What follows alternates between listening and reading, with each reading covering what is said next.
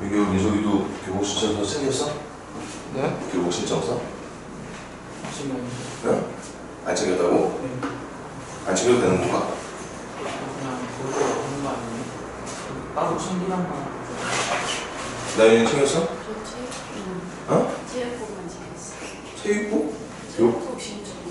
교복은 안 신청하고? 신청. 학교 가서 해도 되겠지. 교복 맞춘 거 아니에요? 응? 교복점 가서 맞춘 거. 아 몰라 지금 저 뭐야 승원이하고 준서가 교복 신청서 찾고 있다고 문자 왔길래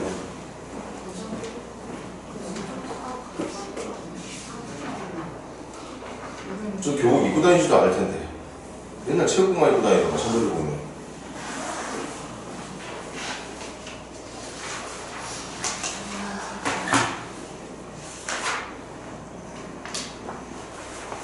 자 한번 시작해보자. 158페이지부터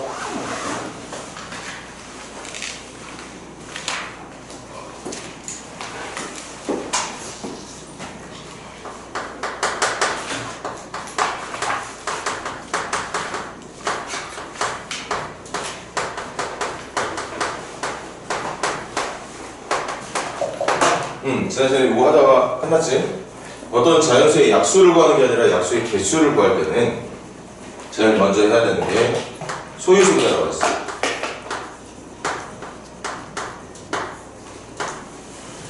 어제 지난번 소인수 3개 정도 했었던가? 뭐 소인수가 숫자에 따라서 A가 어떤 수냐에 따라서 달라질 테니까 지금은 2개 정도로만 해볼게.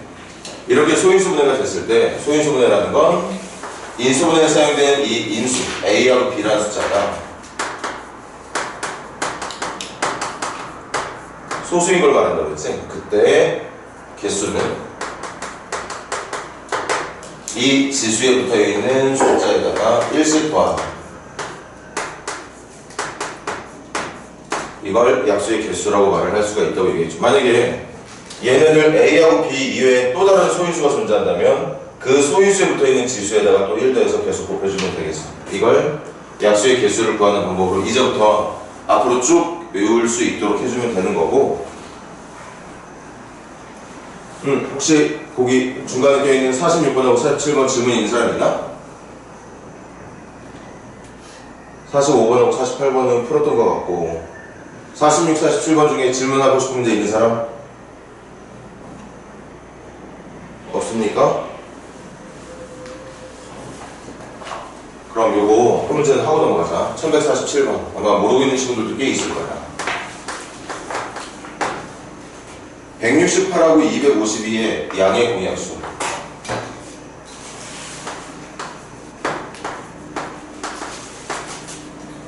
이 숫자에 공약수의 개수를 찾는 건데 이것도 어느 시점이었을까? 초등학교, 중학교 분명히 어느 시절에서 배우고 왔을 텐데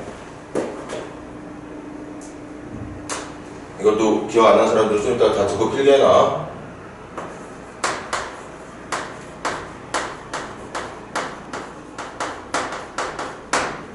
어떤 두 수의 공약수, 그러니까 A에도 있고 B에도 있고 공통으로 들어있게 될 약수를 공약수라고 그러는데 자꾸 무슨 소리가 나냐? 그 공약수는 A, B 두 수가 갖고 있는 공약수 중에 제일 큰 약수를 우리는 최대 공약수라고 그러지.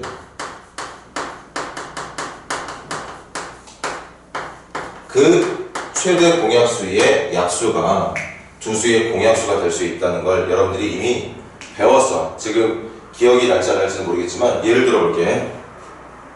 뭐 있을까?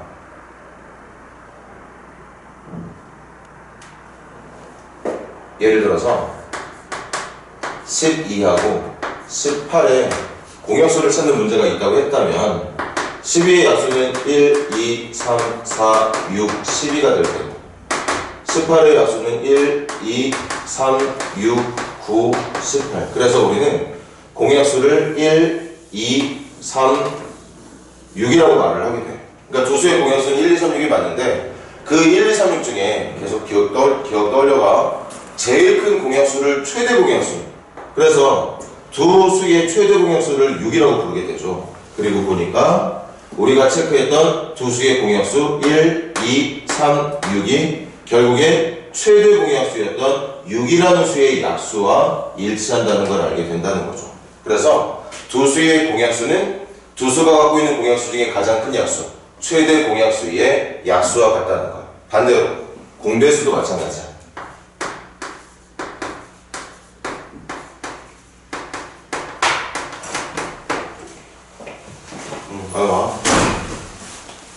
공배수도 사실 공배수는 끝이 없죠. 그냥 무한대로 계속 나가게 될 거야. 배수가 끝이 없다 보니까. 그럴 때 두 수가 갖고 있는 공배수 중에 제일 작은 배수를 최소 공배수라고 그러거든.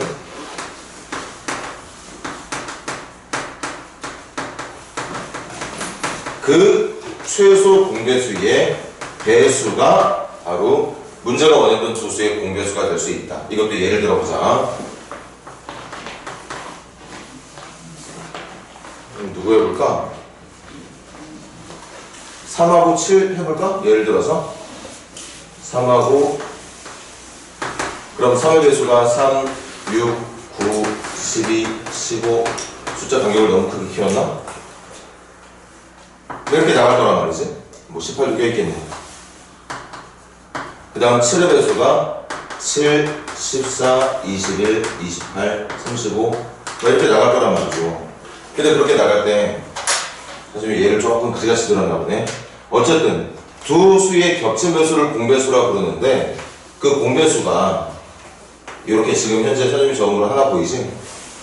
한 개만 더 적을게. 그 다음 공배수가 28도 아닐 거고 35도 아닐 거고 3의 배수랑 같이 돼야 되는 거니까 그 다음 공배수가 42일 거거든.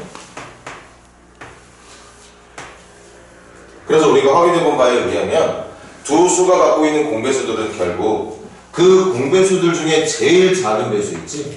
그걸 최소 공배수라고 그러는데 그 최소 공배수의 배수들이 문제가 원했던 두 수의 공배수가 된다.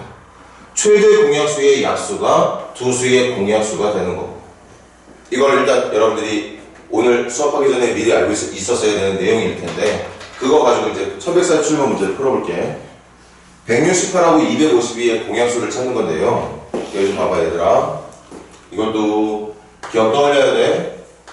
168은 소인수분해가 어떻게 되냐면 숫자가 꽤 크네.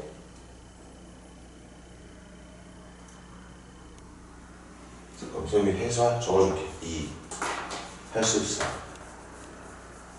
2, 42, 2, 21, 37. 2 세 번에 3 한 번, 7 한 번이구나. 2 세 번에 3 한 번, 7 한 번이죠. 잠깐만 확인해 볼게. 맞네요. 그 다음 252라는 숫자는 그쪽으로 갈까? 4, 6, 24, 4, 30, 7, 9, 64 4, 6, 24, 4, 32 7, 9, 64 맞지? 그럼 2 두 번, 3 두 번, 7 한 번이네. 2 두 번, 3 두 번, 7 한 번 이렇게 되는 것 같습니다. 자, 그래서 요거는 중학교 때 하는 건가 보다. 이때 이렇게 소인수분해 된 결과를 가지고서 잘 봐봐. 최대 공약수는 어떻게 찾는 거냐면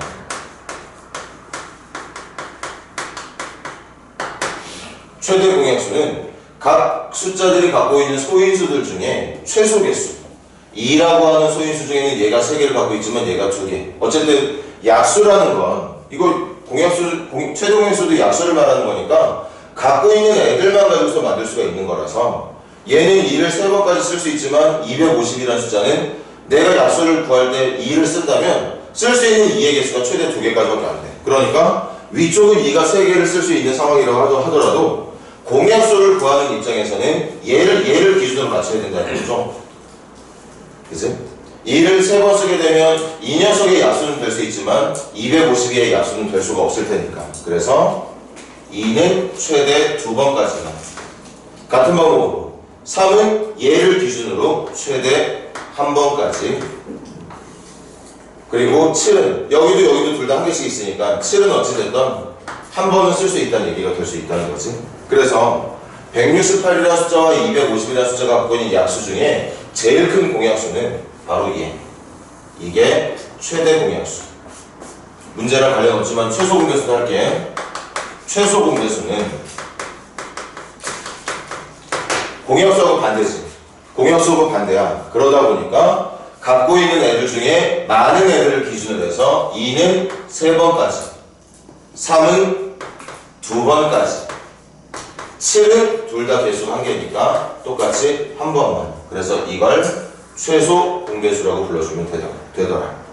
문제는 지금 최대 공배수에 관련된 문제가 위에 것만 생각하면 되겠지만 이것도 중학교 시절에 여러분들이 배웠던 내용들을 기억을 해봐. 초등학교 때는 아마 이렇게 했을 거야. 이렇게 해서 4, 4, 16, 4, 2, 8, 4, 6, 24, 4, 3, 12 또 뭐 했더라? 7로 되는구나. 7, 6에 42, 7, 9, 63 3, 2, 6, 3, 3, 6 그래서 여기까지만 곱한 게 최대 공약수. 이 전체를 다 곱한 게 최소 공배수. 뭐 이런 식으로 풀었다면 중학교에서는 소인수분해를 이용해서 갖고 있는 인수 중에 적은 개수를 기준으로 계산한 게 최대 공약수, 인수 중에 제일 많은 애들을 기준으로 계산을 한 게 최소 공배수. 결과는 같습니다. 아무튼 그렇게 된다는 얘기인 거지. 그래서 이제 문제 마무리 지어볼게. 1147번의 질문이 뭐였냐면 공약수의 개수를 찾는 거였어. 그러니까 방금 우리 복습했, 이거 다 복습이죠. 공약수는 최대 공약수의 약수의 개수, 약수랑 일치하기 때문에 공약수의 개수를 묻는다는 건 최대 공약수의 약수의 개수를 묻는 것과 같다. 그래서 지금 두 수의 공약수가 몇 개인지를 묻는다면 여러분들은 이걸 가지고서 공약수의 개수는 최대 공약수가 갖고 있는 약수의 개수랑 같을 거기 때문에 정답은 이제 오늘 배우고 있는 이 내용으로 지수에다가 1씩 더해서 2에다가 1 더하고 1에다가 1 더하고 1에다가 1 더해서 이렇게 말을 해주면 두 수의 공약수의 개수가 12개라는 걸 알 수 있게 된다는 얘기였던 거겠지. 그래서 정답은 5번이고 질문을 아는 선생님이 지금 풀어줬지만 분명히 이거 지금 기억 안 나는 친구들 많았을 거야. 그러니까 약수의 개수를 구하는 것만 지식으로 갖고 있어서 문제를 풀 수 있는 게 아니라 그 약수의 개수를 구하기 전에 우리가 이미 배워왔던 공약수와 최대 공약수의 관계, 공배수와 최소 공배수의 관계, 뭐 그런 것들까지 다 익히고 있는 상태에서 지금 우리가 배우고 있는 이거를 적용했을 때 문제를 풀 수 있게 된다는 얘기일 거라. 요거 간단하게 필기합시다. 1146번은 뭐 금방 풀 수 있었을 것 같아.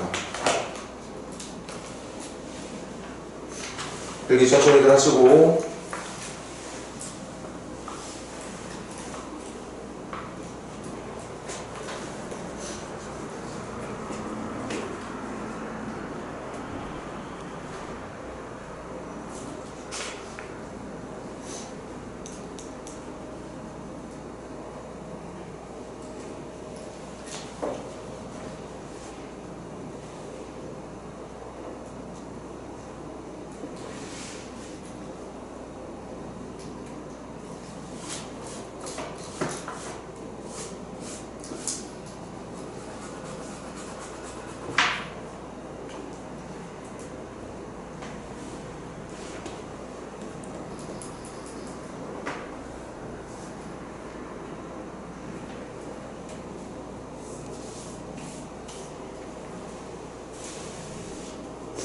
자, 그럼 다음 페이지 넘겨볼까? 159페이지.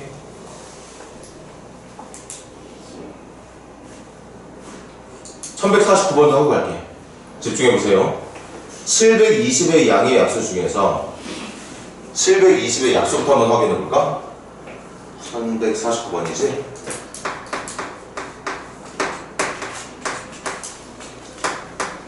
그럼 우리 720 소인수분해부터 해보자. 722 8 곱하기 90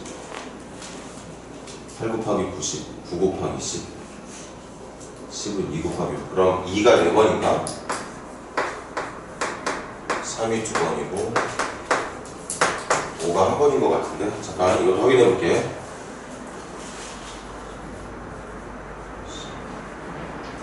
맞네. 얘처럼 소인수분해가 돼. 그래서 먼저 기본 문제부터 가보자고. 소인소매가 이렇게 됐다면 720이 갖고 있는 약수의 개수는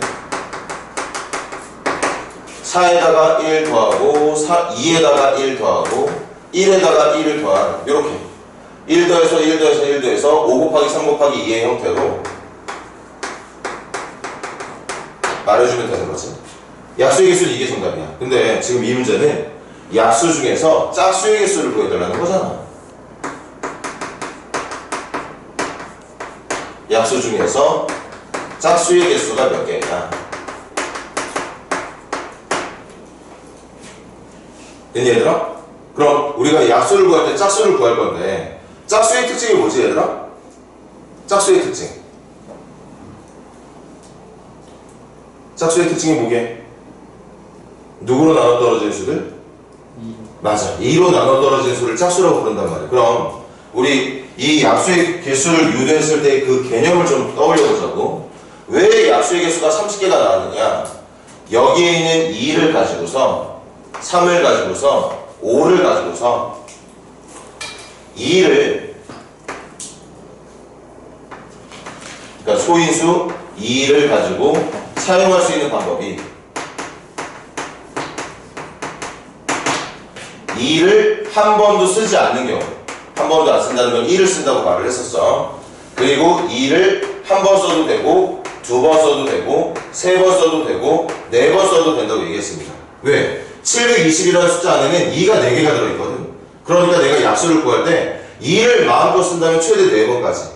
내가 아예 쓰고 싶지 않다면 아예 쓰지 않을 수도 있다는 거죠. 그 다음 마찬가지 3 같은 경우도, 그리고 5 같은 경우도 3은 아예 안 쓸 수도 있습니다. 그게 1이라고 얘기했어. 3 한 번 쓰는 거 가능하고 3 두 번 다 몽땅 다 쓰는 것도 가능해. 약수를 구할 때 이 안에는 최대 9까지 쓸 수 있는 기회가 있다는 거죠. 720 안에는 9가 있으니까. 5도 마찬가지. 5를 아예 사용하지 않을 수도 있고 5를 최대 개수인 한 번까지는 쓰는 게 허락이 됩니다. 그렇게 해서 이제 약수를 구하는 거거든. 그러다 보니까 얘 약수를 구할 때 2를 어떻게 썼느냐를 구분할 때 2를 안 썼느냐, 한 번 썼느냐, 2번 썼느냐, 3번 썼느냐, 4번 썼느냐. 그래서 2를 가지고 나눌 수 있는 경우가 전체 5가지, 3을 가지고 나눌 수 있는 경우가 3가지, 5를 가지고 구분할 수 있는 경우가 2가지라고 얘기를 했었어. 그래서 갖고 있는 지수의 크기에다가 1씩 더했던 이유가 아예 사용하지 않는 경우까지 포함을 시켜야 되기 때문에 실제 갖고 있는 개수보다 한 번 더, 개수보다 한 번 더, 개수보다 한 번 더 쓸 수 있는 기회가 만들어져서 여기다가 1씩 더해서 계산을 한다고 얘기를 했던 거죠. 근데 지금 우리가 만들고 싶은 게 짝수란 말이야. 그럼 지금 민규가 말한 것처럼 짝수를 만들고 싶으면 짝수를 만들고 싶잖아. 무조건 다른 애들은 쓰거나 말거나 신경 안 써도 되는데 2는 무조건 써야 되는 거지. 2가 있어야 짝수가 되는 거야. 2가 없으면 절대 짝수가 될 수가 없는 거죠. 그래서 짝수를 만들고 싶을 때는 결론을 어떻게 하느냐, 2가 쓸 수 있는 기회를 2의 지수는 4가지, 4제곱, 그러니까 총 한 번, 2번, 3번, 4번 쓸 수 있는 거에다가 안 쓰는 것까지 해서 5가지로 얘기를 했는데 짝수를 만들고 싶다면 반드시 이거는 피해야 된다. 2가 사용이 안 되면 홀수야. 2를 사용하면 짝수, 2가 사용이 안 되면 홀수. 그래서 이 짝수를 만들고 싶다면 2를 사용하는 방법 중에 얘는 피하고 얘네들 중에서 선택을 해야 된다. 그래서 4가지. 원래 2를 쓸 수 있는 방법은 5가지가 맞아. 아예 사용하지 않는 경우까지 포함한다면. 그런데 짝수를 만들고 싶을 때는 반드시 이걸 쓰는 경우는 피해야 된다는 거야. 2를 무조건 한 번이든 2번이든 3번이든 4번이든 2라고 하는 숫자를 써야지만 짝수가 만들어지기 때문에 2는 이거 빼고 4가지. 그리고 말했지, 3하고 5는 짝수를 만드는데 관련이 없거든. 그래서 3은 여전히 쓸 수 있는 방법 3가지, 5도 쓸 수 있는 방법 여전히 2가지. 그래서 전체 개수는 24개라고 말을 하는 게 맞다는 얘기였던 거죠. 그래야 짝수가 만들어진다는 얘기예요. 그래서 짝수의 개수를 묻는 문제니까 정답은 24개라고 말을 해주면 되겠고요.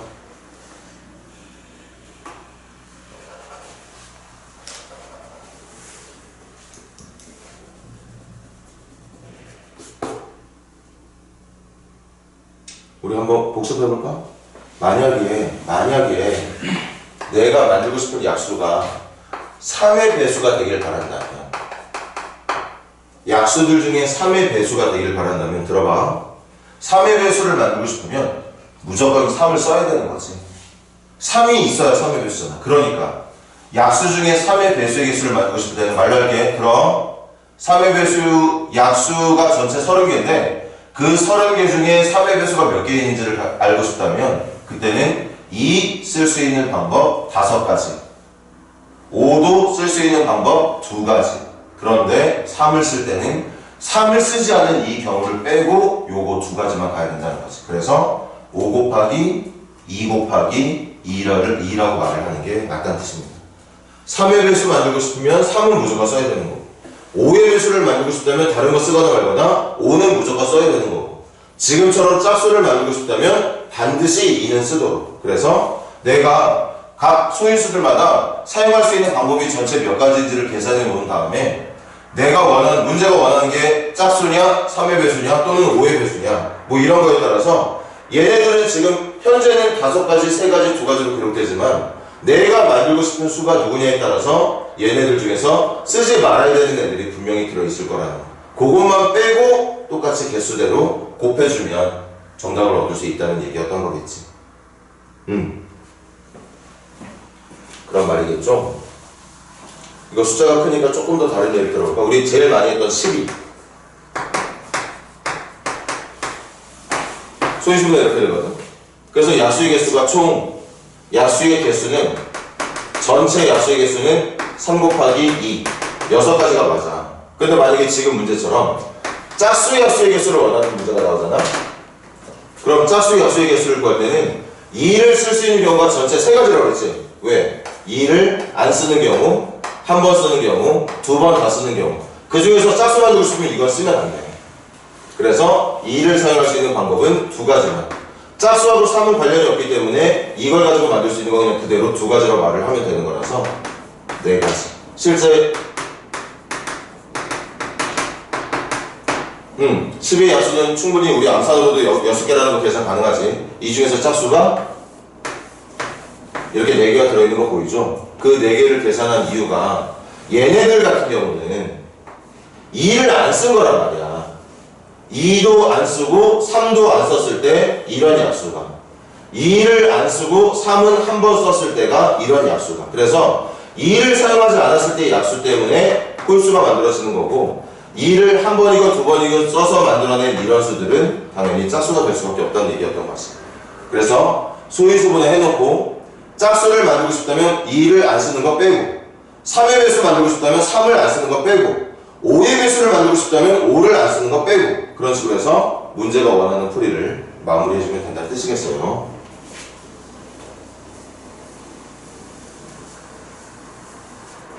자, 그 다음 숙제도 내긴 했지만 체크하고 갑시다.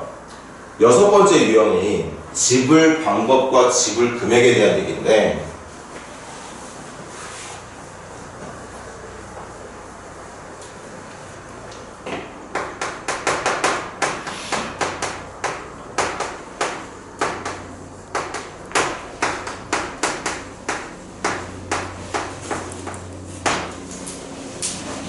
어찌 보면 좀 비슷한 의미라고 보겠지만 조금만 좀 구분해볼게.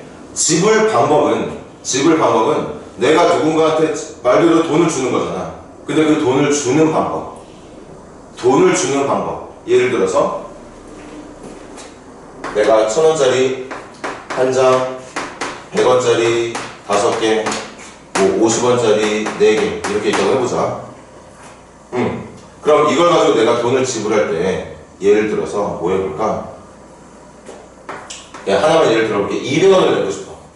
200원을 내는 방법은 100원짜리 2개를 선택해서 내는 방법도 있을 거고, 50원짜리 4개를 선택하는 방법도 있을 거고, 100원짜리 하나에다가 50원짜리 2개를 추가해서 내는 방법도 있을 거야. 이렇게 지불 방법이라는 건 내가 똑같은 돈을 내더라도 그 돈을 만드는 데 사용하고 있는 동전이나 지폐의 구성이 달라진다면 방법이 다른 거지.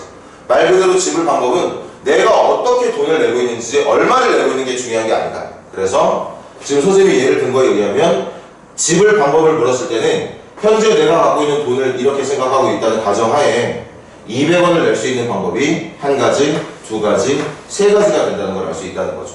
이것만 기억하면 돼. 지불 방법은 내고 있는 돈의 크기가 겹치더라도 상관없어. 지불 방법은 뭘 묻는 거냐? 어떤 식으로 돈을 구성하고 있는지가 지불 방법의 핵심이 된다는 거. 근데 지불 금액, 여기 있는 지불 금액은 지불 방법과는 다르게 내가 200원을 내는 방법이 이 방법이건 이 방법이건 이 방법이건 어쨌든 200원을 내고 있는 중인 거니까 지불 금액을 물을 때는 이걸 세 가지로 보는 게 아니라 한 가지로 봐야 된다는 거지. 방법은 금액의 크기와 관계없이 어떻게 돈을 내고 있느냐. 지불 금액은 어떤 식으로 돈을 구성했는지 중요하지 않고 얼마를 내고 있느냐가 중요하다는 얘기. 자, 그럼 이거 뭐 개념은 요 정도까지만 할 수밖에 없고 문제풀이에 좀 집중을 해야 될 것 같은데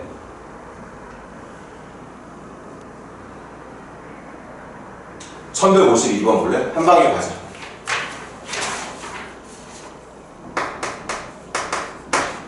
1152번 보세요. 지금 현재 1000원짜리 두 장이 있어.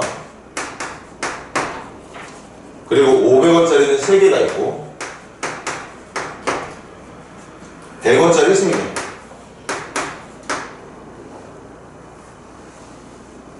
여기까지구나, 얘들아. 그거 보고 지금 요거에 대한 문제풀이 방법을 개념 가지고 해결하는 건 쉽지가 않아. 실제 문제에서 저 지불 방법이라든가 지불 금액이 어떤 식으로 계산되는지를 문제를 통해서 기억해 주는 게 선생님이 생각하기엔 제일 좋아 보이거든요. 그럼 갑니다. 첫 번째, 지불 방법부터 계산을 해볼게요. 지불 방법은 한 번만 더 말합니다. 방법은 내가 내고 있는 돈의 크기가 같거나 말거나 상관 안 해. 어떻게 돈을 내고 있지? 1000원짜리와 500원짜리와 100원짜리를 가지고서 어떤 식으로 내가 상대에게 돈을 주고 있는지가 중요한 거지 얼마를 주고 있는지가 중요한 게 아니라고 얘기했습니다. 됐니? 그럼 우리 약수의 개수처럼 똑같이 하면 되지. 지불 방법 1000원짜리 몇 개 낼 거냐? 500원짜리 몇 개 낼 거냐? 100원짜리 몇 개 낼 거냐? 고민하면 되는 거야. 1000원짜리 낼 수 있는 방법 몇 가지지? 1000원짜리 가지고 내가 상대에게 줄 수 있는 방법 몇 가지게? 두 가지일까? 세 가지죠. 1000원짜리를 내지 않는 경우도 있는 거니까. 1000원짜리 두 개 있긴 하지만 그래서 내가 뭔가 물건을 사 아니면 하여튼 어떤 상황이 돼서 상대에게 돈을 줘야 되는 상황이 발생했을 때 1000원짜리 있으니까 한 개 줘도 되고 두 개 줘도 돼. 지불 방법은 분명히 말했어. 내가 얼마를 내느냐가 중요한 게 아니라 돈을 어떻게 내고 있느냐가 중요한 거라서 1000원짜리를 낼 수 있는 방법은 세 가지예요.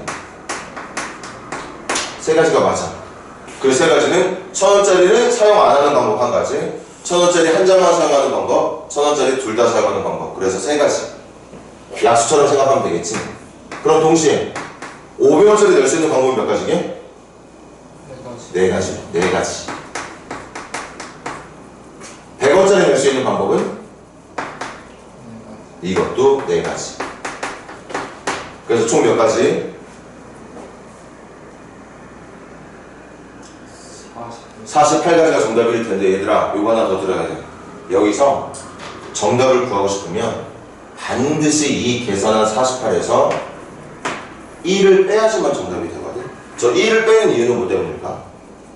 한번 생각해봐. 저 빼기 1의 의미는 뭘까요? 그렇지. 봐봐. 여기 세 가지 중에 어떤 게 있었어? 1000원짜리 내지 않은 경우가 한 가지가 있었지. 여기 네 가지 중에 500원짜리 내지 않은 경우도 있어. 여기 네 가지 중에 100원짜리도 내지 않은 경우가 있거든. 그러다 보니까 우리가 계산한 이 48가지라는 정답 안에 선생님이 예를 들어볼게. 1000원짜리 낼까 말까 고민하다가 안 내. 500원짜리 낼까 말까 고민하다가 안 내. 100원짜리도 고민하다가 안 내. 그게 지금 여기에 정답으로 한 가지가 들어가 있단 말이야. 전체 48가지 정답 중에 1000원짜리, 500원짜리, 100원짜리를 아무것도 내지 않는 경우 한 가지가 들어가 있다는 거지. 그래서 그걸 뺀 47가지를 정답으로 말해주면 지불 방법은 끝나게 됩니다. 얘들아 아무것도 안 내는 건 지불하는 게 아니잖아. 어쨌든 지불한다는 건 1,000원짜리도 500원짜리도 100원짜리도 최소한 한 개는 내야 되는 거지. 하다못해 100원짜리라도 하나 냈어야 되는데 아무것도 내지 않는 경우는 지불한 게 아니잖아. 내가 상대한테 아무것도 안 줬는데 그걸 어떻게 지불했다고 말을 해. 그래서 한 가지를 빼야 된다는 얘기인 거죠. 자, 이제 더 중요한 거야. 좀 더 어려워. 두 번째.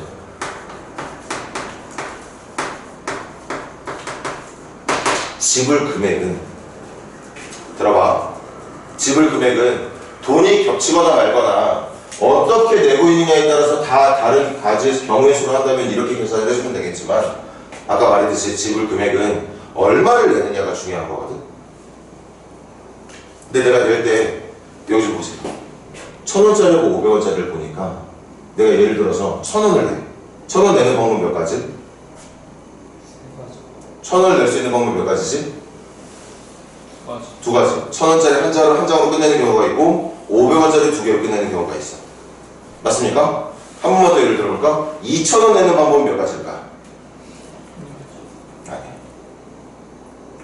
내가 지금 주머니에 이만큼의 돈이 있을 때 2,000원을 만드는 방법 몇 가지게? 두 가지. 2,000원을 만드는 방법, 1,000원짜리 가지고 두 장을 쓰는 방법도 있지만 1,000원짜리 한 장에다가 500원짜리 두 개를 섞어서 내는 방법도 있어. 그러니까 중요한 건 아까 지불 방법 할 때는 이것도 전부 다 다른 가지 수를 했단 말이야. 왜 달라? 1,000원짜리 두 장 낸 거랑 1,000원짜리 한 장 낸 거랑 다른 거니까. 돈의 금액이 겹치거나 말거나 내가 돈을 어떤 식으로 만들었는지가 중요한 게 지불 방법이라면, 지불 금액은 어떤 식으로 만들었냐가 중요한 게 아니라 결국 내가 얼마를 내고 있는지가 중요하다는 거지. 그래서 얘네들을 한 가지로 볼 수밖에 없는 게 지불 금액이거든. 그래서 지금 봐. 자꾸 돈이 겹쳐. 누구 때문에 겹치냐? 선생님 설명해 볼게. 얘가 왜 자꾸 돈이 겹치냐면 이거 가지고도 충분히 1,000원을 만들어낼 수 있기 때문인 거야. 500원짜리가 지금 너무 많아. 500원짜리가 너무 많다 보니까 굳이 1,000원짜리를 쓰지 않더라도 500원만 가지고도 이 윗단위에 있는 1,000원 단위의 돈을 만들 수 있기 때문이었던 거거든. 맞습니까? 그럼 내가 반대로 물어볼게. 이건 나중에 생각하자. 여러분 주머니에 이만큼의 돈이 있어. 어렵지 않으니까 대답해봐. 이 돈 가지고 낼 수 있는 제일 적은 돈이 얼마지? 500원. 그 다음 1,000원. 그 다음 1,500원, 2,000원, 2,500원, 3,000원, 3,500원 이렇게 낼 수 있는 거 맞아? 지금 여러분들이 말하고 있는 건 전부 단위가 얼마 단위야? 얼마 단위로 지금 돈이 증가하고 있었지? 500원 단위로. 그래서 얘들아 자꾸 얘 때문에 얘가 이쪽을 침범할 수 있어. 이유는 개수가 너무 많아서야.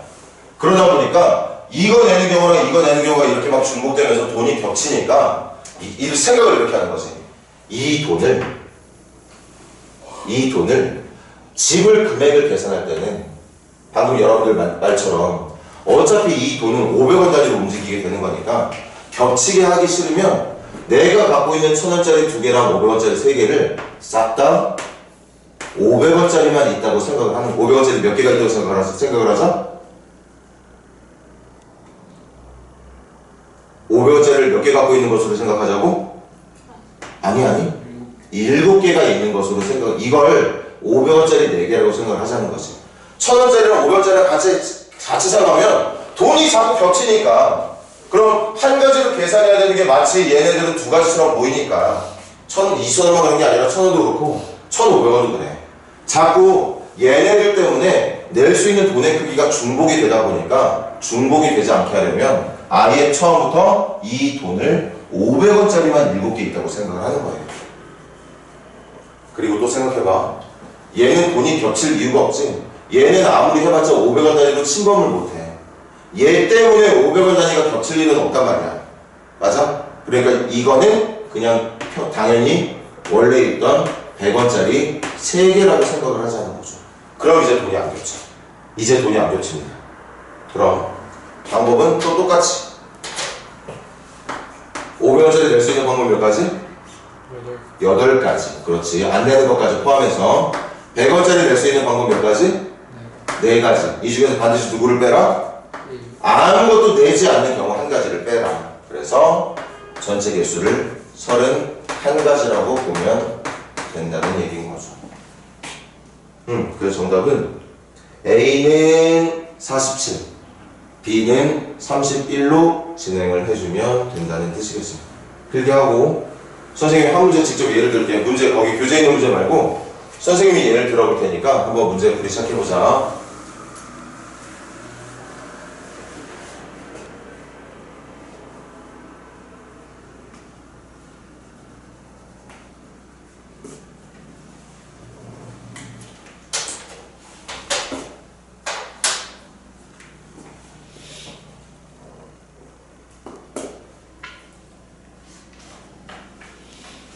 집을 방법은 돈이 겹치거나 말거나 상관없으니까 내가 갖고 있는 지폐나 동전들을 낼 수 있는 방법을 다 찾아서 곱해주면 돼. 마지막에 1 빼주면 되고 아무것도 안 내는 경우 제거해야 되니까. 근데 집을 금액을 할 때 이제 생각을 해보는 거야. 돈이 어디에서 자꾸 겹치는 게 돈이 자꾸 중복되는 이유가 누구 때문인지를. 지금은 중복되는 이유가 누구 때문이냐? 500원짜리 때문이었어. 500원짜리가 너무 많아서 1000원짜리를 대신할 수 있는 능력을 500원이 갖고 있었기 때문에 자꾸 중복이 됐던 거거든. 그럴 때 그 전체 돈을 500원 단위로, 낮은 단위의 돈으로, 1000원 단위 말고 500원 단위의 돈으로 바꿔보자는 얘기였던 거죠. 어차피 내가 500원 단위로 낼 수 있는 상황이 만들어져 있을 테니까.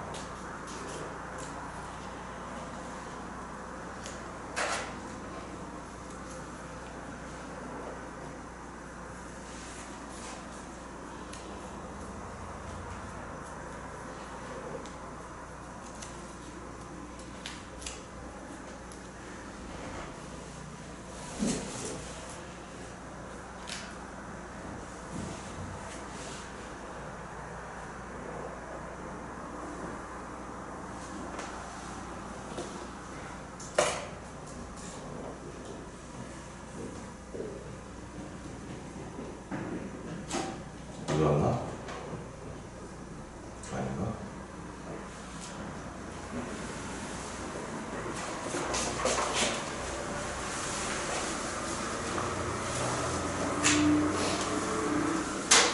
자, 해볼게.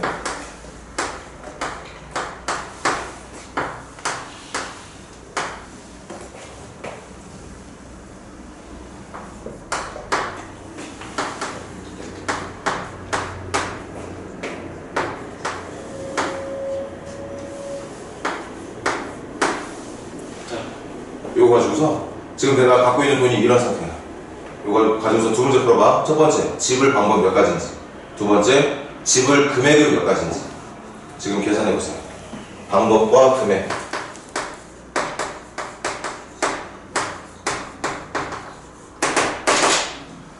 방금 한 문제밖에 계산하지 않았지만 그래도 여러분들이 느껴야 되는 게 무조건 집을 방법의 개수가 집을 금액의 수보다 많을 수밖에 없구나. 맞지?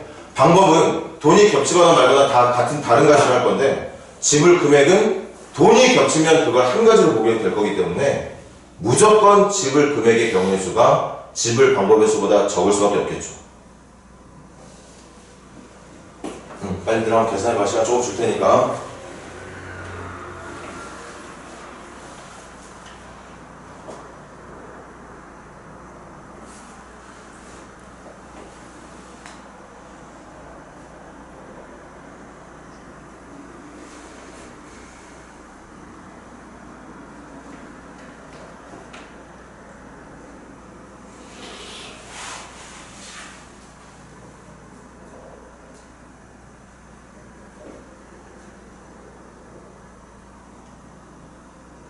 자, 같이 가볼까?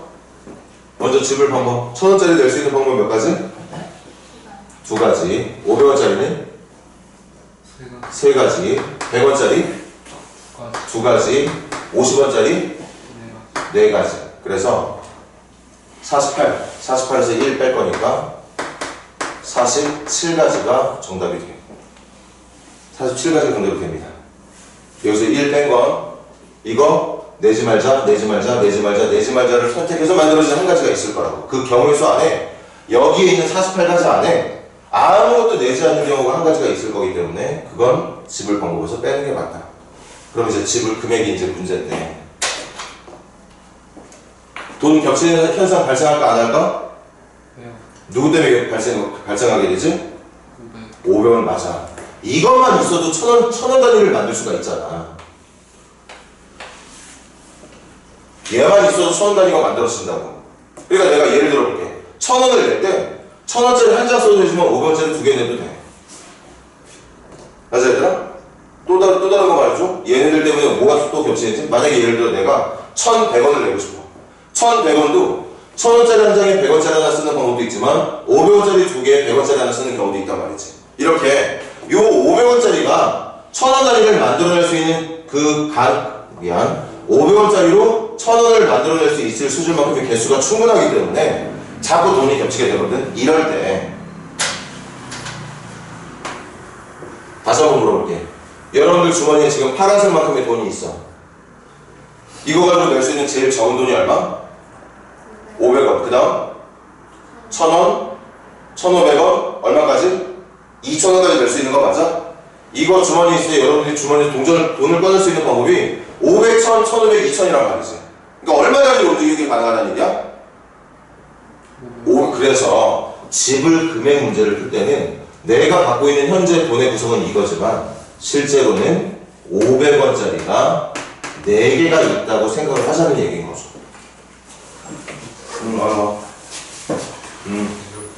그거 뭐 제출서 학교 가서 해도 된다던데? 아니 그 집에서 어디 있는지는 몰랐어요. 집에 찾고 있나? 아니 이거 어제 하루 종일 뭐 하다가 그냥 학원 오기 전에 찾고도 있어. 몰랐어요. 얘가 알려줘서 하는 거라. 저도 다른 친구가 목이 바로 전에 알려줘가지고 찾긴 찾았어? 네. 찾고 왔어요. 자, 그 다음 여기도 돈이 겹쳐. 맞아? 얘도 50원짜리가 지금 너무 많아. 그러니까 굳이 100원짜리를 쓰지 않더라도 50원짜리만 가지고도 100단위를 만들어낼 수 있기 때문에 이것도 한 번 더 물어볼게. 이걸 가지고 내가 주머니에 이만큼의 돈이 있다면 이 돈으로 낼 수 있는 제일 적은 돈은 얼마? 50원, 그 다음 100원, 150원, 얼마까지? 250. 그래서 어떻게 계산할 거냐? 자꾸 이것 때문에 100원 단위가 겹치게 될 거니까 예를 들어줄게. 내가 100원을 내고 싶으면 100원짜리 한 개 쓰는 방법도 있지만 50원짜리 2개 쓰는 방법도 있어. 맞지? 그러니까 이런 것들 때문에 자꾸 겹친다는 거지. 그래서 이 돈을 이렇게 갖고 있는 돈을 차라리 50원짜리가 최대가 250이니까 50원짜리가 5개 있다라고 생각을 하자는 거죠. 지불 금액을 계산할 때는 돈이 겹치지 않게 해주고 싶다면 차라리 그냥 돈이 50원 단위로 움직일 수 있게 만들어주자는 거지. 그래서 지불 금액을 계산할 때는 500원짜리 쓸 수 있는 방법이 5가지, 50원짜리 쓸 수 있는 방법이 6가지. 그 중에서 아무것도 지불하지 않는 경우 한 가지를 제거한 29가지를 정답으로 해주는 게 맞다는 뜻이었던 거죠.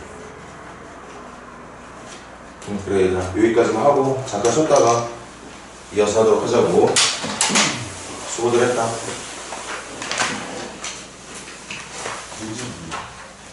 정지.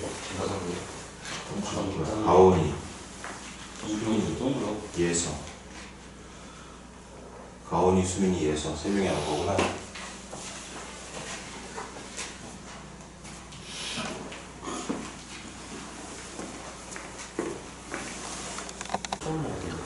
뭔 얘기하는 거야? 게임 얘기하는 거야? 롤 하세요, 롤? 롤? 아직도 사람들 해 그거? 네, 많이 하죠. 그거 말하는 나랑 많이 해.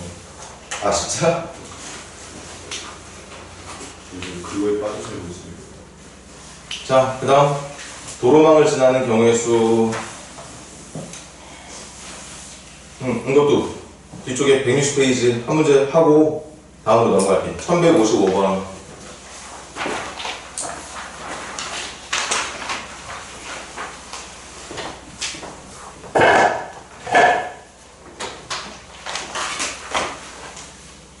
어제 내는데 안 한 사람 있으면 잠깐이라도 봐봐 지금.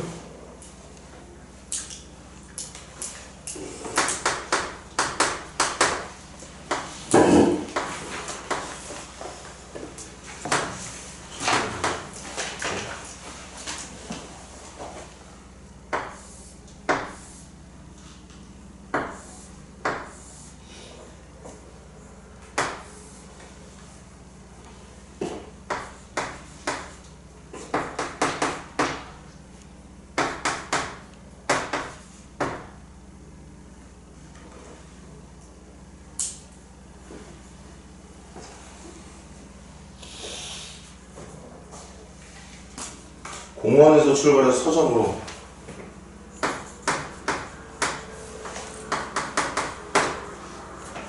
조건이 뭘까?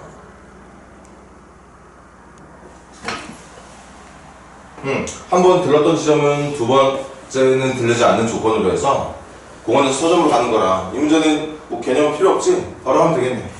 공원에서 서점까지 가는 경로만 구분해 줄 수 있으면 되겠어. 공원에서 A 들렀다가 서점으로 가는 방법, 공원에서 B 들러서 서점으로 가는 방법, 공원에서 A 들렀다 B 들렀다 서점으로 가는 방법, 마지막 네 번째가 공원 출발해서 B 먼저 그 다음 A 나중에 서점으로 가는 법. 이것만 대사해서 더해주면 되겠죠. 그러니까 지난 시간에도 말했듯이 경우의 문제는 복잡하면 복잡할수록 머리에서 계산해야 되는 어떤 양을 줄여주도록 노력을 해야 되고, 그 줄여준다는 건 결국 직접 구분을 해야 된다는 거죠. 그치? 그래서 끝까지 안 오면 각각의 답만 찾고 끝내자. 공원에서 A 서점으로 가는 방법은 세 가지, 두 가지. 3 곱하기 2. 갈 수 있는 경우는 총 6가지. 공원에서 B 서점은 B까지 하는 게 2가지, B에서 서점으로 가는 게 1가지. A 들렀다 B 들렀다 서점으로 가는 거니까 A까지 3가지, B까지 가는 방법 2가지, 서점으로 가는 방법 1가지. 공원에서 B 먼저 가는 방법 2가지, B에서 A 2가지, A에서 서점도 2가지. 그래서 6가지, 3가지, 6가지, 8가지를 더해주면 문제가 원하는 서점까지 갈 수 있는 전체 경우의 수가 나타난다고 볼 수 있는 거였겠죠. 선생님이 과제되면서 원했던 건 이런 거지? 선생님 도움 없어도 아까 뭐 약수의 개수라던가 지불 방법, 지불 금액 이런 것들은 분명히 좀 뭔가 배워야지만 풀 수 있는 문제다 보니까 어쩔 수 없었겠지만, 얘네들 또 그 밑에 또 색칠하는 문제도 마찬가지야.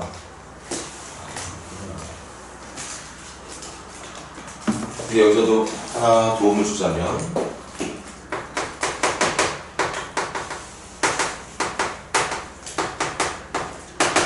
반드시 그래야 되는 건 아니지만 쉽게 풀 수 있는 요령에 대해서 설명 한번 해볼게. 색을 칠하는 문제는 제일 먼저 결정해야 되는 게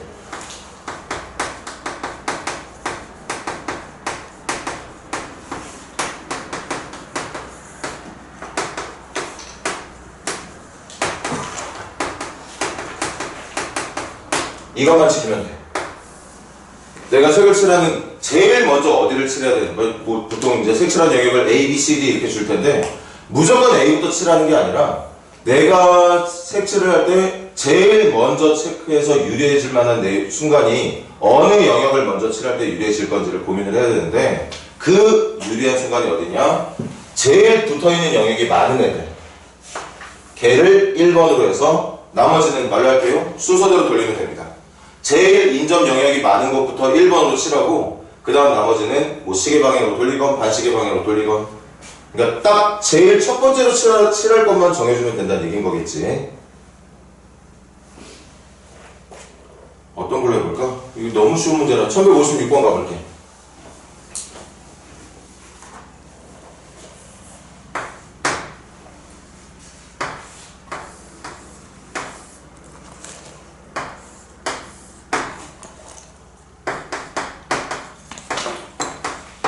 자, 바로 가겠습니다.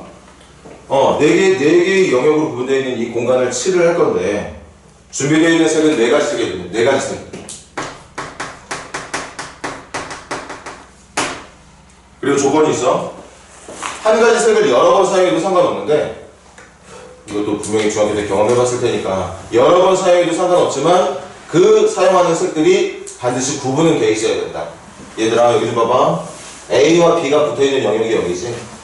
A와 C가 붙어있는 영역이 여기, B하고 C가 붙어있고 B하고 D가 붙어있고 C하고 D가 붙어있는 영역이 되는 거죠. 그러니까 내가 최소한 A하고 B는 다른 색을 칠해야 된다는 걸 느낄 수 있죠. 여기하고 여기는 구분이 지어져 있는 상태로 색칠이 돼야 되는 거다 보니까, 대신 이런 거 A하고 D는 같은 색을 칠해도 상관없죠. 어차피 여기 같은 색 칠해도 여기가 A고 여기가 D라는 걸 구분 못할 이유가 없을 테니까. 그래서 제일 처음에 말했던 것처럼 인접 영역이 제일 많은 거 잘 봐.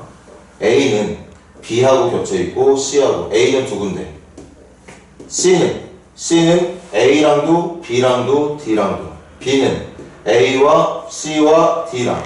D는 B하고 겹쳐져 있고 C하고 인접 영역을 공유하고 있죠. 그래서 제일 먼저 칠하는 색을 무조건 그래야 되는 건 아니지만 가장 먼저 칠할 곳을 선택할 때 여러분들은 되도록이면 B나 C 중에 하나를 먼저 칠하는 선택을 하는 게 좋을 거다. 분명히 말했어. 누구를 먼저 칠해야지만 정답이 나온다 나오지 않는다 그거 말을 하는 건 아니야. 어디부터 칠해도 상관없지만 나중에 그렇게 인접 영역이 제일 많은 곳부터 칠하지 않게 됐을 때는 복잡해질 가능성이 있다 보니까 제일 먼저 칠하는 곳만 하나 정해 놓자는 거죠. 선생님은 B로 할 거예요. 그 다음 나머지 그냥 순서대로 돌릴게. B 칠하고 그 다음 A 그 다음 C 마지막은 D를 칠하도록 하겠습니다. 정답 찾으러 갈까? B부터 먼저 칠할 거야. 넷 중에 하나. B의 색 칠해졌습니다. 이제 B의 색이 칠해졌어. 그럼 이제 A에 칠할 거거든. 근데 A는 누구랑 색이 겹치면 안 된다고? B. 그러면 A에 선택할 수 있는 색은 몇 가지일까? 세 가지겠죠.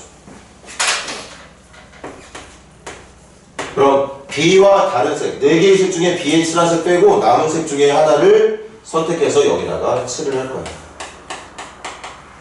그럼 이제 C를 칠할 건데 C는 누구랑 겹치면 안 되지? A하고도 겹치면 안 되고 B하고도 겹치면 안 돼. 그러니까 B에 칠했던 색하고도 구분이 돼야 되고 A에 칠했던 색과도 구분이 돼야 되니까 C에 선택할 수 있는 색은 몇 가지? 두 가지가 되겠지? C에 선택할 수 있는 색은 두 가지가 되겠습니다. 그럼 이제 마지막 D에 칠하면 되는데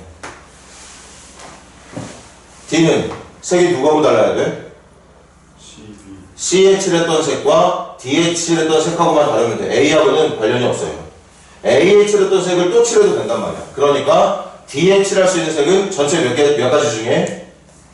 네 가지 중에 누구하고 누구를 제외한? C에 칠한 색과 B에 칠한 색을 제외한 나머지 몇 가지? 두 가지 중에 색을 칠해주면 된다고 볼 수 있다는 거지. 그래서 정답은 이 공간에다 네 개의 색을 서로 다른 조합으로 칠할 수 있는 전체 경우의 수가 48가지라고 말해주면 되는 거였겠죠. 48가지가 정답이 되겠습니다. 근데 이 타이밍에 이제 고등과정에서 또 배워야 되는 수준이 좀 있는 문제가 보이거든. 자, 시간 줄 테니까 좀 한번 마무리 지어볼래? 1159번 시작해보세요. 1159번 한번 시작해봐.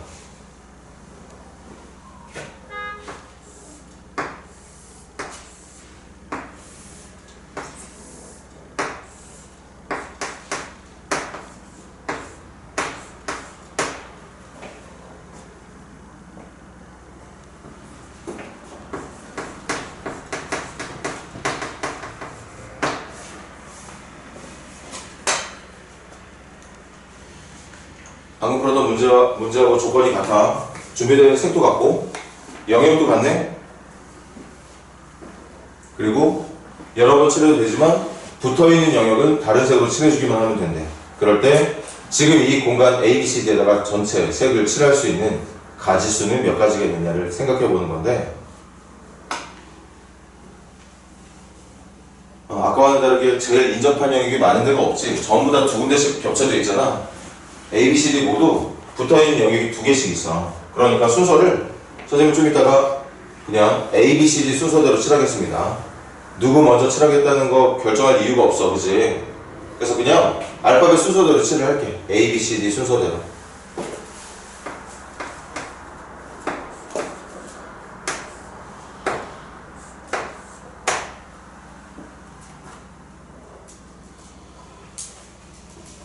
평범하게 풀면 정답을 구할 수 없는 문제라고 얘기했어. 뭐가 방금 풀었던 문제하고 차이가 있는지를 좀 스스로 떠올릴 수 있도록 해봐.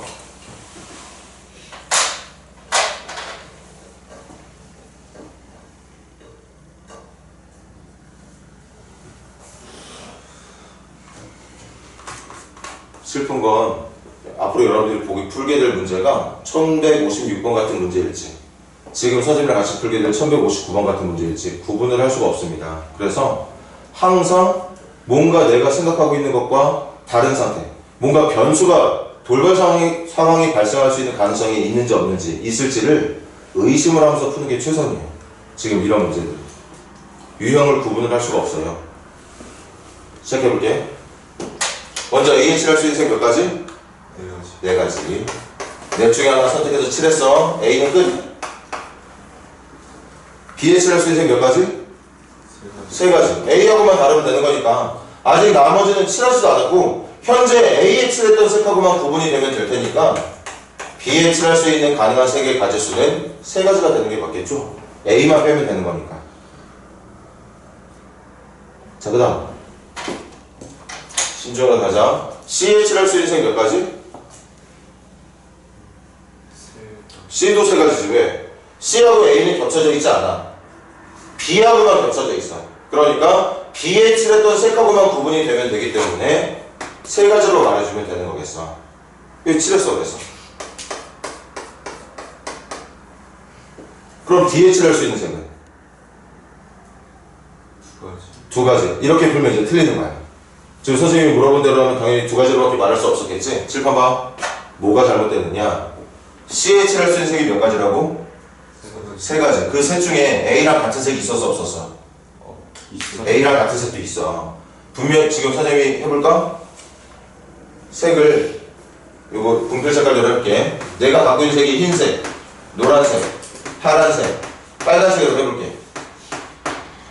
그래서 여기 A에 흰색 칠했어. B에 노란색 칠했어. C에 칠할 수 있는 색이 지금 여기는 파란색으로 체크가 되어 있지만 노란색하고만 구분되면 되기 때문에 C에 칠할 수 있는 색이 누구냐? 흰색, 파란색, 빨간색이 다 가능해. 그래서 세 가지로 적었던 거야. 맞지? 그런데 만약에 내가 C에 칠했던 색이 A와 같은 색이었던 흰색이 칠해져 있다면 그럼 여기도 흰색이고 여기도 흰색이니까 D는 어떤 색만 피하면 되는 거지? 흰색만 피하면 돼. 그런데 만약에 C에 칠한 색이 A와도 다른 색이야. 지금처럼. 그러면 D는 흰색도 피해야 되고 파란색도 피해야 되는 거니까 아까 준서가 말했던 것처럼 그때는 두 가지로 말하는 게 맞겠죠. 그러니까 C에 어떤 색을 칠하느냐에 따라서 D에 칠할 수 있는 색의 가지수가 달라진다는 걸 이런 문제는 그런 경우가 없었지만 이런 문제는 그런 우리가 상황에 따라서 구분을 해야 될 필요가 있는 문제라는 뜻인 거죠. 그래서 C를 그냥 막무가내로 세 가지라고 말하는 게 아니라 세 가지는 세 가지인데 한 가지랑 두 가지로 구분을 해서 그 한 가지가 누구냐? 여기 있던 A와 같은 색, 나머지 두 가지는 A와 다른 색 이렇게 생각을 해야 된다는 거지. C에 어떤 색이 칠해져 있느냐에 따라서 D에 칠할 수 있는 색의 가지수가 달라지기 때문에. 다시 정리할게. A 먼저 고민 없이 넷 중에 하나, B도 고민 없이 셋 중에 하나, C도 사실 고민할 거 없었지. C까지만 칠해야 된다면 당연히 세 가지가 맞겠지만 그 세 가지 중에 내가 선택한 색이 A랑 같은 색을 선택했느냐 아니면 A와 다른 색을 선택했느냐를 구분을 해야 된다는 거죠. 그럼 이어서 가볼까? 만약에 C에 선택한 색이 A랑 같은 색이었다면 D에 칠할 수 있는 색은 몇 가지? 세 가지. 만약에 C에 선택한 색이 A와 다른 색이었다면 D는 얘하고도 달라야 되고 이 녀석하고도 달라야 되니까 D에 칠할 수 있는 색은 몇 가지로? 두 가지로 봐야 된다는 거죠. 그래서 계산을 갑니다. 12가지에다가 곱할 건데 누구를 곱할 거냐? 이 순서대로 가고 있는 1 곱하기 3가지와 이 순서대로 가고 있는 2 곱하기 2가지를 따로따로 계산한 걸 곱해줘야지만 정답이 나온다는 뜻이었던 거죠. CD에 칠할 수 있는 모습이 이런 상황이냐 이런 상황이냐를 선생님이 단어 자체를 중요하게 본다고 하진 않았지만 이게 바로 덧셈 정리지. 합의 법칙. 합의 법칙. 얘하고 얘는 절대 동시에 발생할 수 없어. 그러니까 위쪽 세 가지와 아래쪽 네 가지를 각각 더해야지만 전체 경우의 수가 나오게 된다는 거. 그래서 정답은 12 곱하기 7이 될 거니까 84 4가지라고 말을 하는 게 낫다는 뜻이겠습니다. 1159번 같은 문제가 기말고사에 잘 나오는 문제예요. 1156번은 웬만한 친구들 정답률 아마 그래도 뭐 수학 포기한 친구들도 많을 테니까 그래도 그럼에도 불구하고 1156번 같은 문제가 기말고사에 나오면 정답률이 아마 7, 80%는 될까요? 그 정도로 웬만한 학생들은 다 맞출 수 있는 문제인 반면 이 문제는 비슷한 문제처럼 보이지만 정답률이 현저히 낮아지게 되는 문제. 높아봤자 한 20% 정도 나오려나? 웬만한 친구들이 이렇게 할 테니까 여기 4가지, 여기 3가지, 여기도 B랑만 다르면서 되니까 3가지, 그리고 아무 생각 없이 그럼 여기는 여기하고 여기 달라지니까 2가지. 아마 계산을 이런 식으로 할 거란 말이에요. 그래서 정답을 72가지로 말을 하게 될 건데 실제로는 그렇지 않다는 거죠. 정답이 72가지가 아니라 84가지가 될 수밖에 없다는 거. 그런데 중요한 건 뭐예요? 이 문제하고 이 문제를 구분할 수 있는 방법이 없습니다. 그러니까 항상 내가 칠하는 그 다음 단계 넘어갈 때마다 혹시 내가 미처 생각하지 못하고 있는 돌발 상황이 있지 않을까, 여기에 어떤 색을 칠하에 따라서 뒤에 있는 상황이 달라질 가능성이 있지 않을까를 의심하면서 푸는 게 최선이야. 유형을 구분할 수 있는 방법이 따로 없기 때문에 어떤 뭐 이렇게 교재를 이렇게 가끔씩 본 적이 있는 것 같기도 한데 뭐 대칭형 문제일 때는 그렇게 생각해라, 대칭형이 아닐 때 그렇게 생각하라는데 대칭형이 아닌 거? 그런 말도 좀 어울리지 않아. 항상 색칠할 때 그냥 의심하면서 풀겠다는 생각을 하는 게 선생님은 최선인 것 같거든. 이걸 뭐 대칭형으로 기억하는 게 그렇게 좋은 방법은 아닌 것 같아서.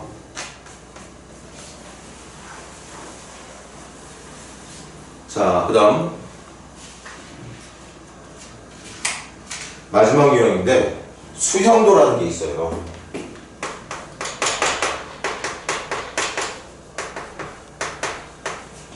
수형도라는 거를 이름은 수형도인데 그림 또는 가지, 우리 가지치기 이게 뻗어나간다고 말하는 의미에서 가지치기라고 얘기를 하는데 일단 정식 이름은 수형도예요. 지금부터 풀 문제들은 이렇게 단순히 곱셈이나 덧셈으로 계산하는 게 힘든 문제들, 여기까지는 몇 가지고 여기까지는 몇 가지니까 몇 곱하기 몇으로 계산하면 되겠구나 이렇게 끝내면 되는 문제들이 있는 반면 그런 단순한 곱셈으로는 절대 해결이 안 되는 문제들이 있거든. 그럴 때 직접 찾겠다는 마음으로 하나부터 10까지 그림을 그려서 문제를 풀어야지만 정답을 얻을 수 있는 문제가 있다는 뜻. 하나 문제 풀기 전에 그런 문제가 있으려나? 1160번이 그런 문제인 것 같은데 선생님이 표현을 좀 다르게 해볼게. 잘 봐봐 얘들아.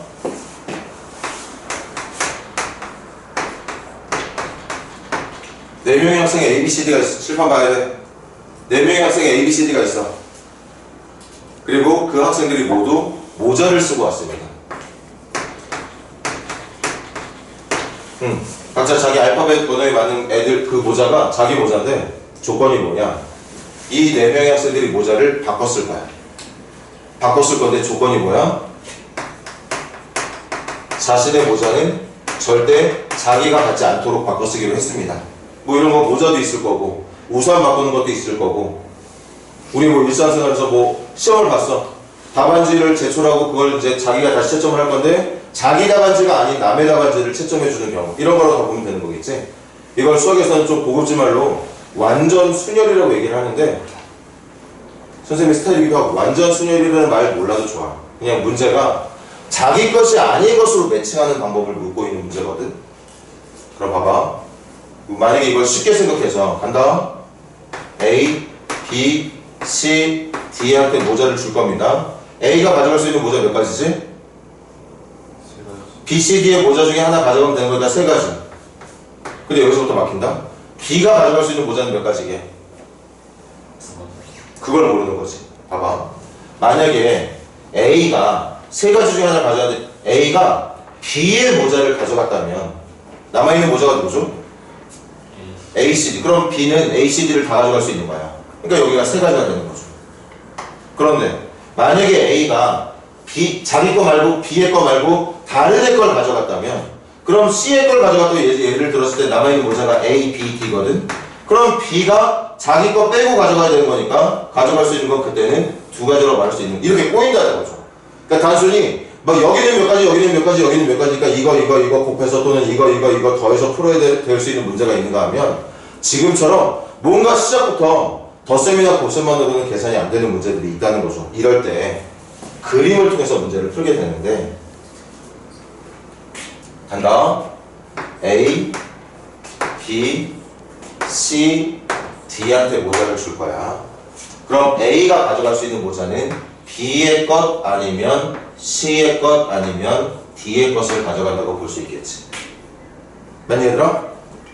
이거 다 할 거야. 물론 마지막에 결론은 다 하진 않을 건데 다 하겠다는 마음으로. 그럼 A가 B의 것을 가져갔어. 남아있는 모자 뭐지? ACD 남아있는 거 맞아? A가 B의 것을 가져가면 B는 A 것을 가져갈 수도 있고 C의 것을 가져갈 수도 있고 D의 것을 가져갈 수도 있죠. 그럼 다시 위로 와. A가 B의 거 가져갔고 B가 A 거 가져갔어. 남아있는 모자 뭐야? CD. CD를 어떻게 가져가야 되지? 얘가 D의 것을, 얘가 C의 것을. 그렇게 해서 한 가지가 나오게 되죠. 그럼 이제 다시 다음 줄로. 얘가 B의 거, 얘가 C의 거 가져갔어. 남아있는 모자 누군데? AD. AD는 어떻게 가져가야 돼? 얘가 D의 걸 가져가고 얘가 A 걸 가져가야겠지. 얘가 A 걸 가져오면 얘는 자기 거 D를 가져갈 수밖에 없을 테니까 얘가 또 다른 정답 한 가지가 될 테고 같이 B의 거, D의 거 가져갔으면 선생님이 할게. 남아있는 게 AC가 남아있거든? 근데 남아있는 모자 AC 중에 얘가 가져갈 수 있는 건 A만. 그럼 얘가 C를 가져가야 되는 한 가지. 그래서 A가 B의 것을 가져갔을 때 A가 B의 것을 가져갔을 때 나머지 B, C, D가 각자 남의 것을 남의 모자를 가져갈 수 있는 방법이 총 몇 가지가 나온다는 거? 세 가지가. 그래 맞아. 이게 세 가지가 나오게 된다는 거죠. 그럼 선생님이 말했지. 이제 안 해도 된다고. 어차피 좀 구성은 달라지겠지만 A가 B의 것을 가져가서 정답이 세 가지가 나온다면 A가 C의 것을 가져가도 세 가지, A가 D의 것을 가져가도 세 가지가 나타나게 되겠죠. 그래서 전체 정답의 개수는 세 가지, 세 가지, 세 가지에서 9가지를 정답으로 말해줄 수 있다. 이렇게 뭔가 계산이 복잡하게 느껴진다. 단순히 덧셈이나 곱셈만으로는 해결이 안 된다는 느낌이 들 때는 직접 그림을 그려서 이걸 뭐 그림이라고 말해도 되고 가지치기라고 말해도 되지만 정식 명칭은 수형도라는 녀석이야. 이걸 수형도라고 불러. 그러니까 가능한 모든 경우를 직접 내가 일일이 찾겠다는 생각으로 그려낸 표라고 보면 되는 거겠죠. 그렇게 해서 수형도를 통해서 문제가 원하는 경우의 수를 찾는 게 우리가 고등 과정에서 배워야 되는 경우의 수의 마지막입니다. 자, 문제 좀 풀어볼까 그러면? 1160번 좀 봐봐. 문제 완전히 똑같은 문제지. 선생님은 모자를 바꿔 쓴다고 얘기했지만 얘는 열쇠랑 자물쇠가 있대. 근데 열쇠를 다 돌렸는데 하나도 열쇠가 열리질 않았대. 자물쇠가. 그 말은 지금처럼 각자 자기 것에 짝이 맞지 않는 열쇠와 자물쇠를 짝을 지었다는 얘기일 거니까 지금 학생들과 모자처럼 얘도 자물쇠와 열쇠처럼 똑같은 형태의 문제를 묻고 있는 거라 필기를 이걸 대신해 주면 되겠네요. 그래서 9가지를 정답으로 말해주면 되겠고요.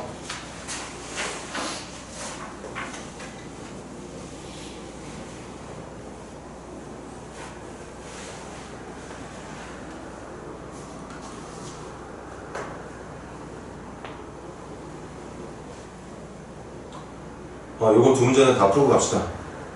이거 1161번, 1162번 푼 사람 없을 것 같긴 한데 혹시 푼 사람 있니? 자, 그럼 얘들아 먼저 1161번부터 한번 시작해볼래? 1161번부터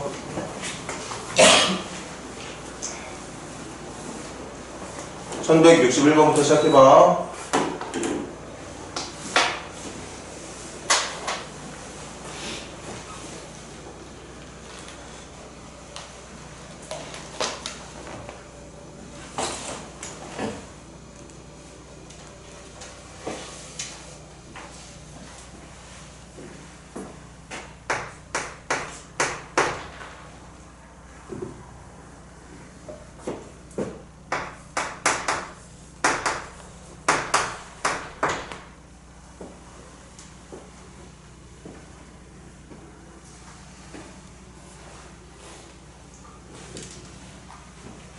x, y, y, z. 만약에 이게 그냥 4개가 모두 다 다른, 그냥 말 그대로 그냥 4명의 학생이 일렬로 선다고 한다면 첫 번째 자리에 4명 중에 1명, 두 번째 자리에 3명 중에 1명, 세 번째 자리에 둘 중에 하나, 마지막 자리에 남아있는 1명 넣으면 될 거라서 4 곱하기 3 곱하기 2 곱하기 1, 정답을 24가지로 말하면 되거든. 그냥 서로 겹치지 않는 사람들이라고 생각해봐. 4명. 4명을 그냥 1번, 2번, 3번, 4번 자리에 세운다고 생각하면 1번 자리부터 고를 수 있는 가수가 4 곱하기 3 곱하기 2 곱하기 1까지가 될 테니까 정답이 24가지가 되겠지. 근데 지금 문제와는 그런 예와는 다르게 겹치는 문자가 있죠. 그 겹치는 문자끼리 또 붙어있지 않게 해달라고 하고 있는 중이니까 이런 것들은 차라리 그림을 통해서 수영도라는 걸 통해서 직접 찾는 게 최선이라고 볼 수 있다는 거겠죠.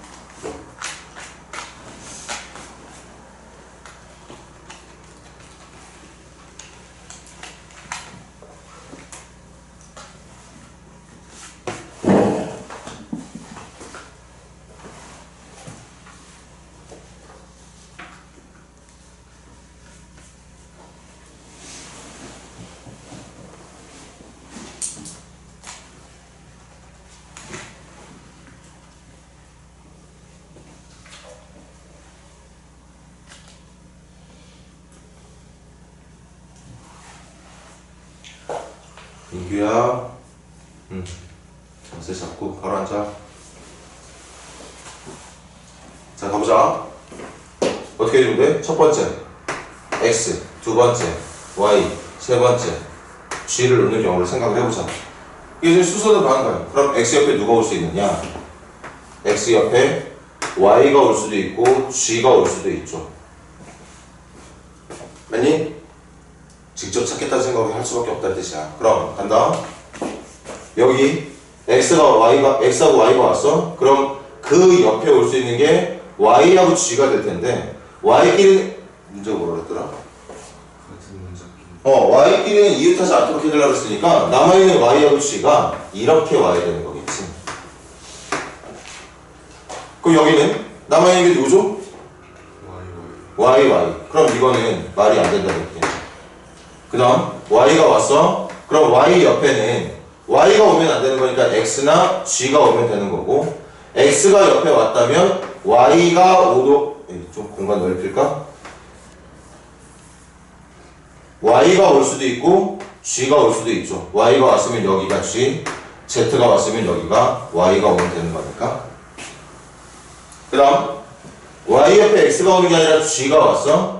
그럼 남아있는 게 x하고 y야. 그럼 x, y가 이렇게 와도 되고 이렇게 와도 되는 거죠. 어쨌든 y끼리만 떨어져 있으면 되는 거니까.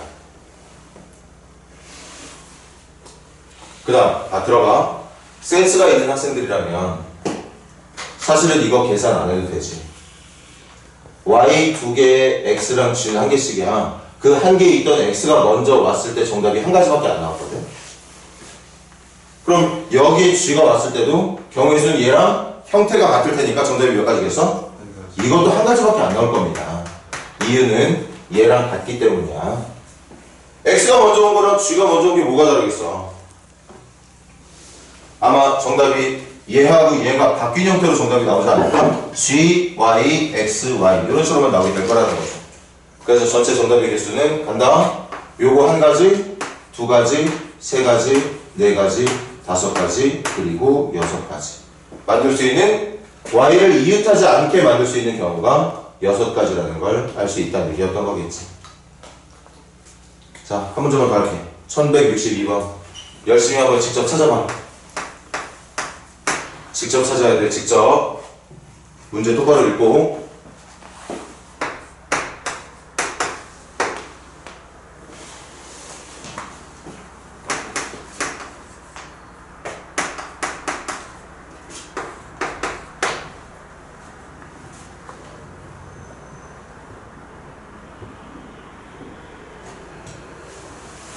(1, 2, 3) 가지고 한 번씩만 써서 세 자리 수를 만들 때는 100의 자리 쓸 수 있는 게 셋 중에 하나, 10의 자리 둘 중에 하나, 1의 자리 한 개 중에 하나. 3 곱하기 2 곱하기 1이니까 정답이 6가지겠지. 말지도 않아. 6가지야. 말로도 할 수 있어. 123, 132, 213, 231, 1, 312, 321. 그렇게 6가지밖에 없을 거거든. 근데 문제가 원하는 게 좀 이상해. 그러니까 단순히 몇 가지로만 생각해서 계산하기가 쉽지 않다는 얘기야. 그럴 때 사용할 수 있는 제일 좋은 방법이 그림이다. 수형도라 불리는 그림이라는 거죠.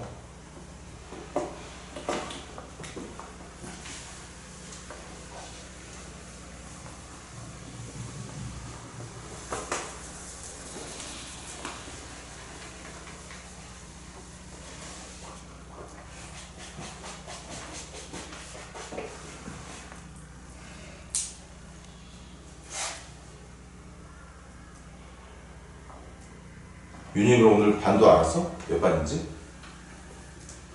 친구들 있어? 반에? 아는 친구도 있어? 다행이네. 몇 반 됐어? 저 3번. 3반? 전교 3등으로 들어간 거 아니야 혹시? 몇 반까지 했는데? 11. 11반? 보통 한 반에 한 30명 정도 들어가나? 총 300명은 넘는 거구나. 도농은 몇 명이냐? 모르지? 저희도 몰라요. 몇 명 입학인지 모르지? 그래도 한 반에 30명은 되지 않을까요? 우리 거기 도농 그러면 한 300명 이상 나오나? 한 번만 쓴 게 아닌데. 당연하지. 어이씨. 소리도 없으면 소리 나니까. 자 갑시다. 해볼게. 세 자리 자연수를 1, 2, 3만 써서 만든 게 맞고, 조건 보면 같은 자연수를 여러 번 쓸 수 있대. 그러니까 뭐 다른 조건만 없다면 111도 가능하고 222도 가능하고 333, 뭐 331 이런 거 다 가능하다는 얘기인데, 조건이 뭐냐? 1의 오른쪽에는 무조건 2가, 3의 오른쪽에는 무조건 1 아니면 2가 와야 된대. 그걸 가지고서 생각을 할 겁니다. 먼저 100의 자리 1 썼을 때, 2 썼을 때, 3, 이것만으로 좀 충분히 가능하길 바라면서 풀어보자고. 100의 자리 1에 썼어. 그럼 첫 번째 가의 조건에 오면 1 옆에 무조건 뭐 와야 된다고? 2가 와야 된대. 무조건 2가 와야 된대. 그치? 100의 자리를 1을 쓰고 싶으면 무조건 10의 자리를 2를 써야 된다는 얘기. 얘들아, 2 옆에는 누가 와야 된다 그랬니? 아무 말 없으니까 2 옆에는 1도 쓸 수 있고 2도 쓸 수 있고 3도 쓸 수 있다는 얘기죠. 그래서 1의 자리, 100의 자리를 1로 선택하면 121, 122, 123이 가능하다는 얘기. 세 가지. 자, 200을 썼어. 200 썼으면 여기 뭐 올 수 있지 얘들아? 10의 자리 누구 올 수 있니? 1도 올 수 있고 2도 올 수 있고 3도 올 수 있죠. 이 옆에 조건은 없었으니까 100의 자리를 2를 쓰게 되면 10의 자리는 1, 2, 3이 다 가능해. 그럼 이제 1의 자리를 가자. 10의 자리 1 왔어. 여기 뭐 와야 돼? 2 와야 돼. 여기 뭐 와야 돼? 1, 2, 3 다 가능해. 3 뭐 와야 돼? 3 옆에 뭐 와야 된다 그러니?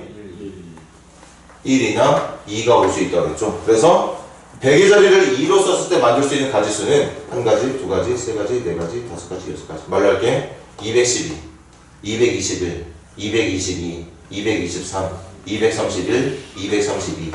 6가지가 정답이 된다. 3 옆에는 누가 와야 된다고? 1이나 2가 와야 된다 그랬죠? 1 옆에 누가 온다 그랬더라? 2 옆에는 아무거나 다 되는 거 있으니까 이건 가능한 수가 4가지. 그래서 312, 321, 322, 323 이거 봐봐. 여기까지만 봐도 내가 단순히 이 문제를 보고 몇 곱하기 몇 곱하기 몇 또는 몇 곱하기 몇 곱하기 몇 더하기 몇 더하기 이렇게 풀 수 있는 건 절대 불가능하다는 걸 느낄 수 있다는 거지. 이럴 때 가능한 게 수형도라고 하는 그림이라는 걸 잊지 않도록 해야 된다는 거죠. 좋아요. 다시 앞쪽으로 넘겨볼까?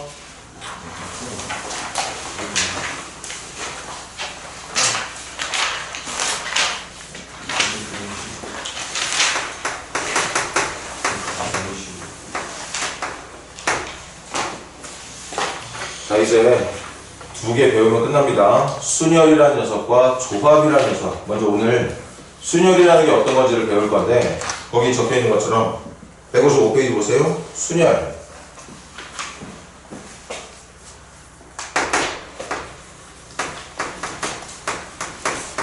n개 중에서 또는 n명 중에서 어쨌든 주어져 있는 인원이나 물건의 개수가 n개야. 서로 다른 n개. 겹치는 거 없어. 그 n개 중에서 얼개만큼을 뽑아서 순서대로 나열하는 것을 순열이라고 얘기를 합니다. 순서대로 나열하는 거. 그러니까 뭐 예를 들어서 뭐 민규하고 내가 줄을 설 거야.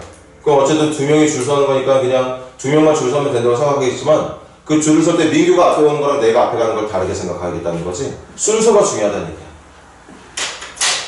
순열에서는 이게 가장 중요합니다. 순서를 중요하게 생각하겠다는 얘기. 그럼 이걸 수학에서는 어떻게 표현을 하느냐. 약속이니까 외우자. 이걸 n, p, 얼이라고 적을 거예요. 그럼 여러분들한테 이런 문제가 나오면 아 전체 인원이 n명이 있구나. 아 n명 중에서 얼명만큼만 나열해달라는 얘기인 거구나. 얼명만큼만 순서대로 줄 세워달라는 얘기인 거구나 생각해주면 되겠죠. 근데 이것도 순열이라는 말을 지금 고등학교 와서 처음 배웠을 뿐인 거지 실제로 중학교 때 이거에 관련된 문제를 선생님이 장담하는데 분명히 풀어봤을 거예요.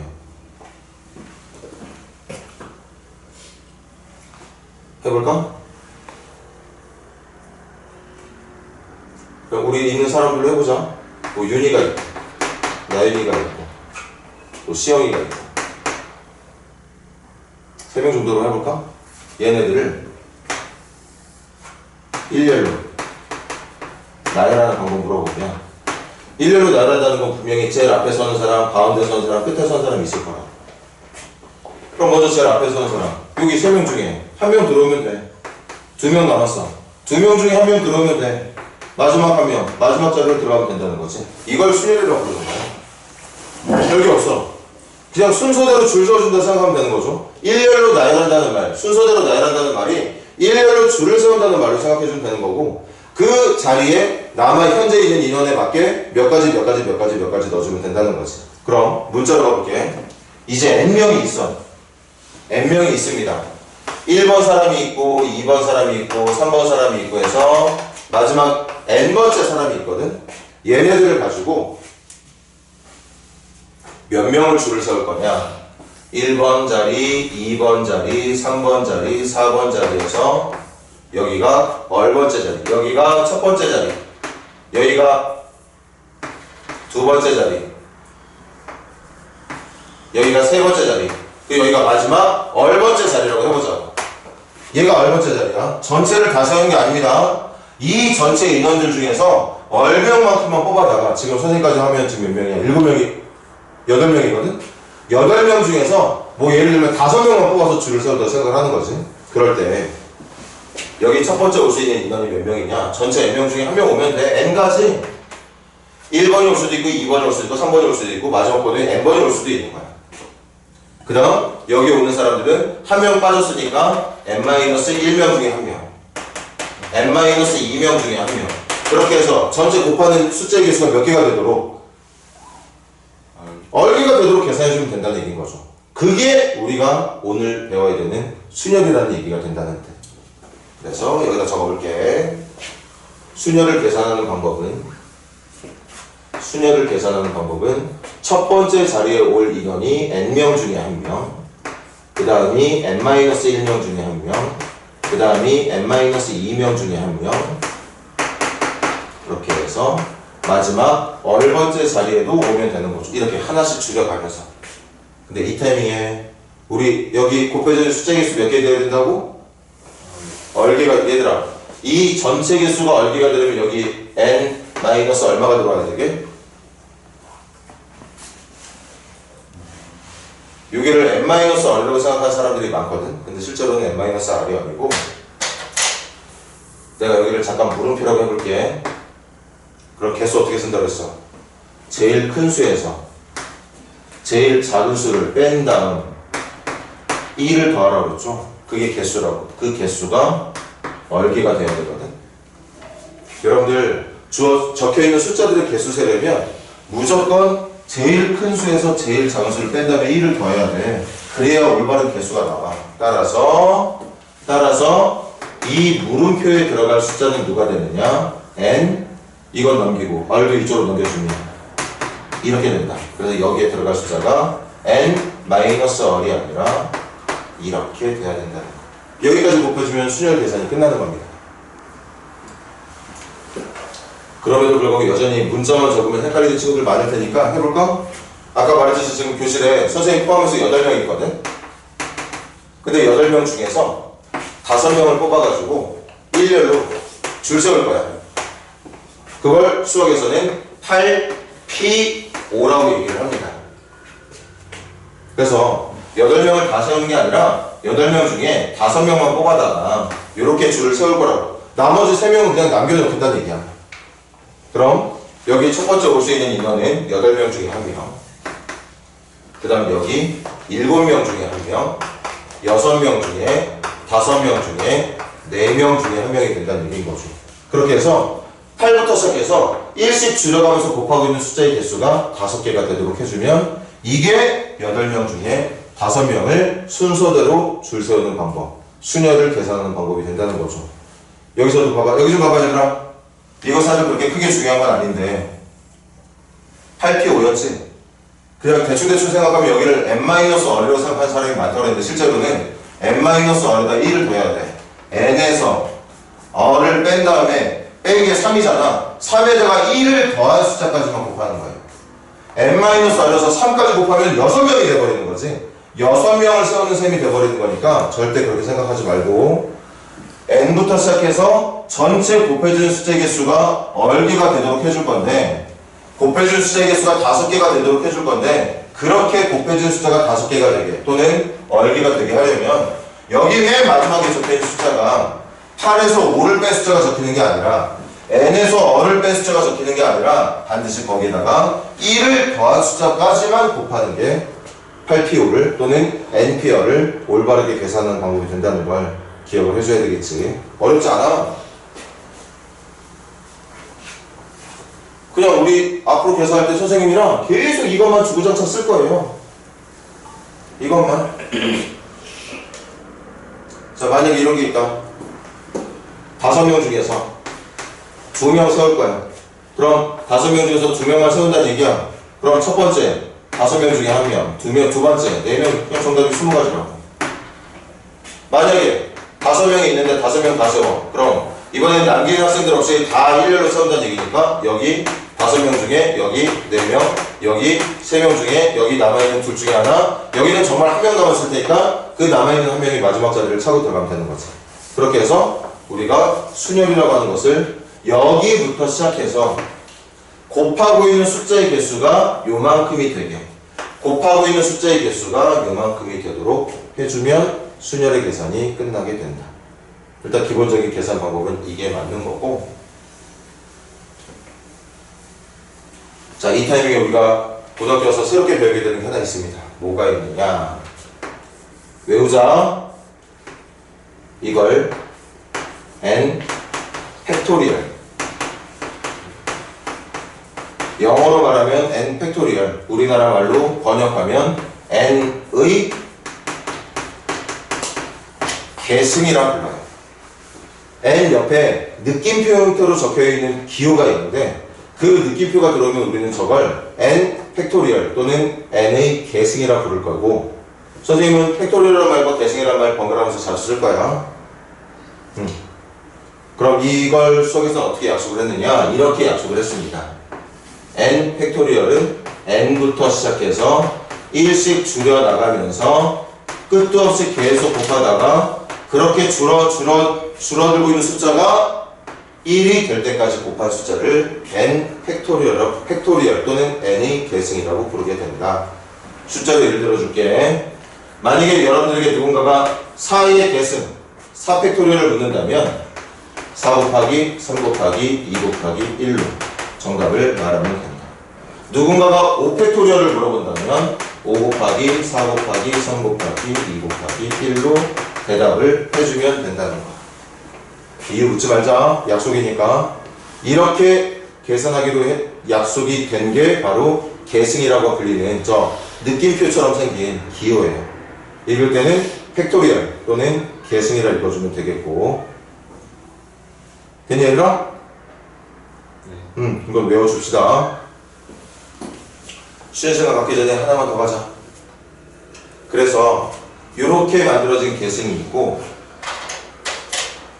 우리가 외워야 되는 게 있는데 지금부터 이 의미대로 하면 말이 안 되는 게 있거든. 그 말이 안 되는 것 중에 첫 번째가 무조건 외우세요. 말은 안 되지만 우리 허수 아이 배울 때도 말 안 되는 거 있잖아. 근데 외워서 풀었잖아요. 그것처럼 0 팩토리얼이라는 게 있거든. 0의 계승? 말이 안 되지. 팩토리얼, 계승의 정의가 뭐야? 어떤 자에서부터 시작해서 1씩 줄여나가면서 마지막 줄어든 숫자가 1이 될 때까지 싹 다 곱한 걸 계승이라고 배웠는데 갑자기 0 팩토리얼이 나와. 그 0 팩토리얼은 외웁시다. 1이라고 부를 거예요. 0 팩토리얼 1이라고 부를 겁니다. 0 팩토리얼 1이라고 부를 거예요.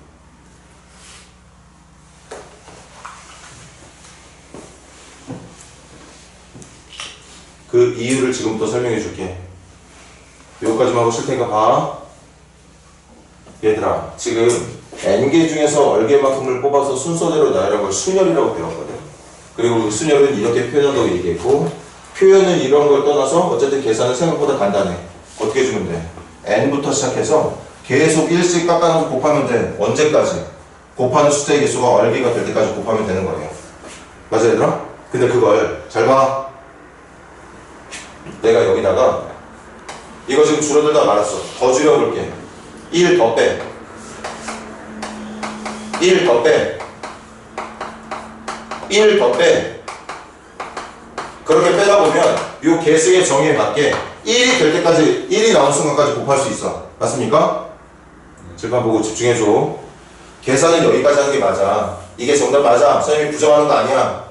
이게 순열이라고 불리는 n피어를 계산하는 방법이 맞는데 내가 이걸 팩토리얼의 모양을 쓰고 싶어서 더 무리하게 계속 곱할 거야.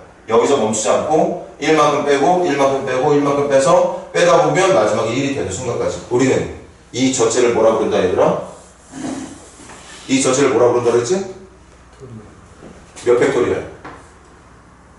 그렇지. n부터 시작해서 1까지 싹 다 곱한 거니까 n 팩토리얼이라고 부르는 거죠. 됐어? 됐니? 네.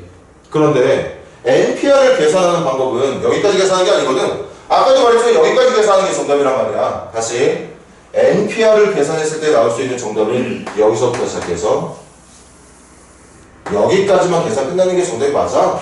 그런데 내가 그걸 무리하게 더 쓸데없이 곱하고 있단 말이야. n배까지 만들어버렸어. 그럼 이렇게 만들어진 결과를 다시 여기만 남아있는 정답으로 바꾸려면 쓸데없이 곱했던 걸 다시 뭐 해야 되죠? 없애야 돼. 나눠줘야지. 이걸 다시 나눠줘야 돼. 근데 얘들아, 지금 선생님이 밑줄 치고 있는 걸 뭐라고 부를 수 있게? 이 밑줄 치고 있는 부분을 팩토리얼을 쓴다면 어떻게 불러준다는 거지? 얼마부터 시작해서? n-r부터 시작해서 1까지 가는 걸 곱한 거잖아. 그럼 이건 몇 팩토리얼을 불러주면 되겠어? 그렇지. n-r 팩토리얼이라 불러주면 되는 거죠. 그래서 기억할까? n피어를 계산하는 방법은 선생님이 말했지 아까 웬만하면 선생님도 계산 이렇게만 할 거거든. 기억해줘. 선생님은 순열 계산할 때 가능하면 이 계산만 쓸 거야. 그런데 사실은 순열을 계산하는 방법이 이 내용만 있는 게 아니라 이렇게 계산을 해도 된다는 얘기인 거죠. 그러니까 순열을 계산할 수 있는 방법은 두 가지가 있는 거야. 정말 마지막으로 한다. 5, P, 3 계산해 볼게. 몇 명 중에서? 5명 중에서 몇 명만? 3명만 일렬로 세워달라는 얘기하고 있는 거 맞아? 그럼 이거 얼마부터 시작해서? 5부터 시작해서 몇 개 곱해라 숫자? 3개. 이게 정답이야. 이게 정답이라고. 그런데 어떤 계산도 있느냐? 전체 몇 팩토리얼을? 5팩토리얼을 몇 팩토리얼로? n-r이니까 2팩토리얼로 나눠도 정답이 된다는 얘기인 거지. 5팩토리얼 계산 풀어봐. 5팩토리얼의 의미가 뭐라고? 5, 4, 3, 2, 1을 2팩토리얼은 뭔데? 2, 1로. 그럼 당연히 5, 4, 4만 남는 거 맞는 거지. 그러니까 풀이는 같은 거야. 이해되니? 그렇게 계산을 할 건데 이제 들어봐.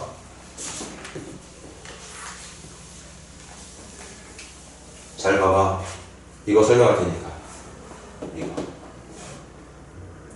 선생님이 지금부터 N, P, N 계산할 겁니다. 이거 몇 명 중에서?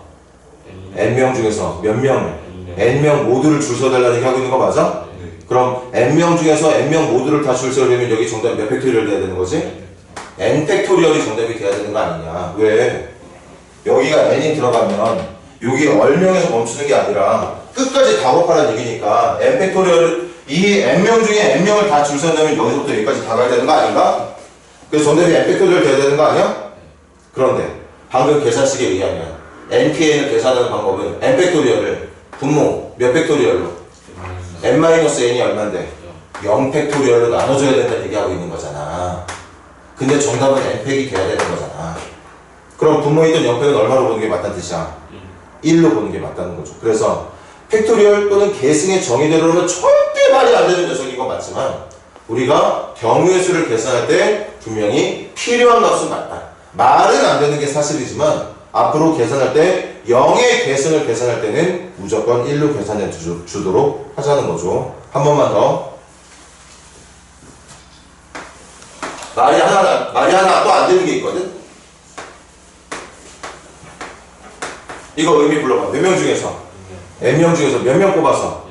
0명 뽑아서 줄 세워달라는 얘기야. 얘들아, 줄을 세울 건데 한 명이라도 뽑아야 줄이 세워지는 거지. 안 뽑으면 줄 세워지는 거 아니잖아. 이것도 말이 안 되는 거 아니야? N명 중에 0명을 뽑아서 줄 순서대로 나열해달라니. 뽑지도 않았으면서 무슨 나열 타령을 하고 있냐 이거야. 그런데 이것도 이 계산해볼까? 이거 이대로 하자면 몇 팩을? N팩을 분모 N 마이너스 0팩으로 나눠주면 된다고 볼 수 있는 거 맞니? 근데 N 마이너스 0이 얼마야? 그럼 N팩분의 N팩이니까 얼마가 되는 거야? 그래서 이것도 외워주자. 아무것도 안 뽑았는데 경우의 수를 따지라는 게 말은 안 되는 것처럼 느껴지지만 기억해주세요. 아무것도 뽑지 않는 것을 따지는 경우의 수도 한 가지로 보는 게 맞습니다. 0팩도 1, NP0도 1. 아무것도 안 뽑아도 경우의 수는 한 가지. 그 다음 0의 계승을 정의할 때도 정답을 1로 보는 게 맞다는 거죠. 여기까지가 여러분들이 해야 되는 개념. 조금만 쉬었다가 오늘 학교 가야 되니까 좀 일찍 끝내줄게. 네, 점심 모아놓은 10분 정도만 점심 먹으셔야 주시죠. 10분? 1시 반쯤 끝내줄게.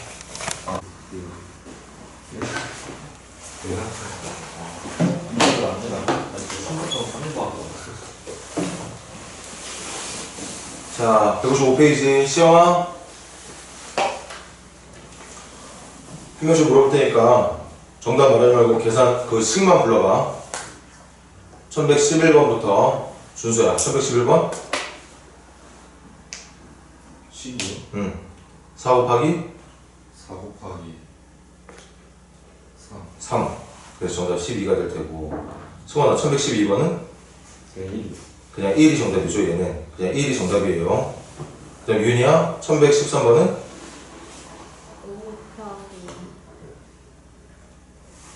5 5 곱하기 곱하기 하려고 했는데 뽑는 게 몇 개야? 2. 아니. 5p? 문제 봐봐. 1114는 5p? 1. 그러니까 곱한 숫자가 한 개만 돼야 된다는 얘기라서 얼마만 정답? 아니. 5만 정답이지. 5 하나만 적으라는 얘기인 거니까. 그 다음 수영아 1114번 3 곱하기 3? 3부터 시작해서 3 곱하기 2 곱하기 1이 정답이죠. 3부터 해서 3개. 그래서 민규야 1115번은 5 곱하기 4 곱하기 3 곱하기 1. 그래서 정답이 120이 될 테고 민수가 1116번은 이거 그냥 2. 어? 2이요. 그냥 1이 정답이 되겠지. 그래서 아까 마지막에 했던 것처럼 승원이가 대답했던 1112번 그 다음 민수가 대답했던 1116번은 말은 안 되지만 기억하고 있어야 됩니다. 정답이 1이에요. 자, 그 다음 다시 준수야 1117번 얼마부터 시작해서?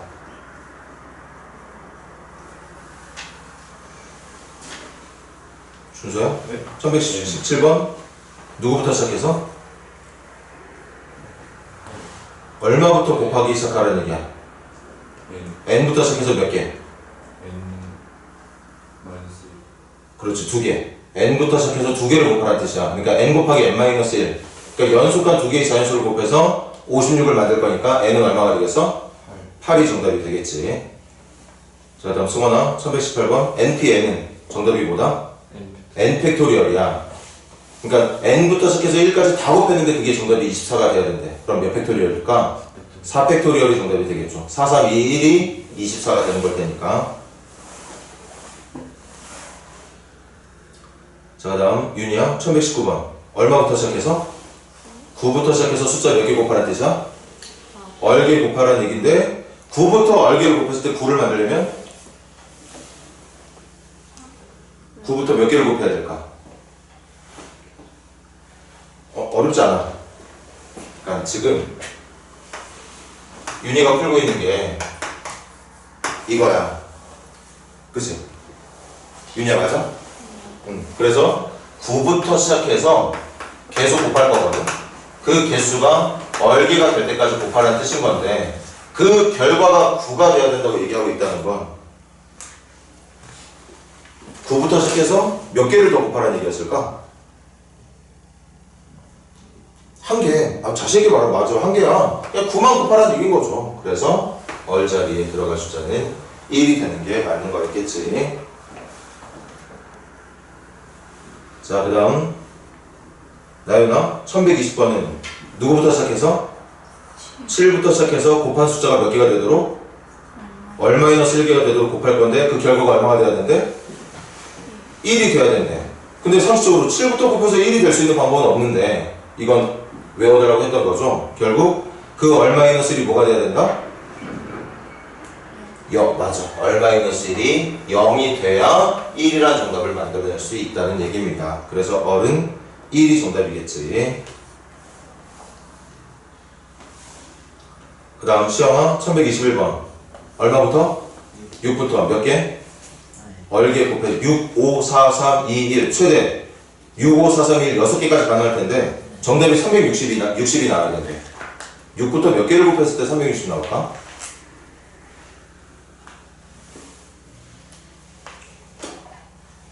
암산 잘 안 되지? 6 하나 더 360 나와 너 360 나와 안 나와? 나와. 그래서 6부터 몇 개? 4개. 그래서 지금 시영이가 풀고자 하는 1121번의 얼은 4가 정답이 되겠죠. 그 다음 민규야 1122번 얼마부터 시작해서? 8부터 시작해서 몇 개를 곱해야 336이 되는지를 찾는 거지?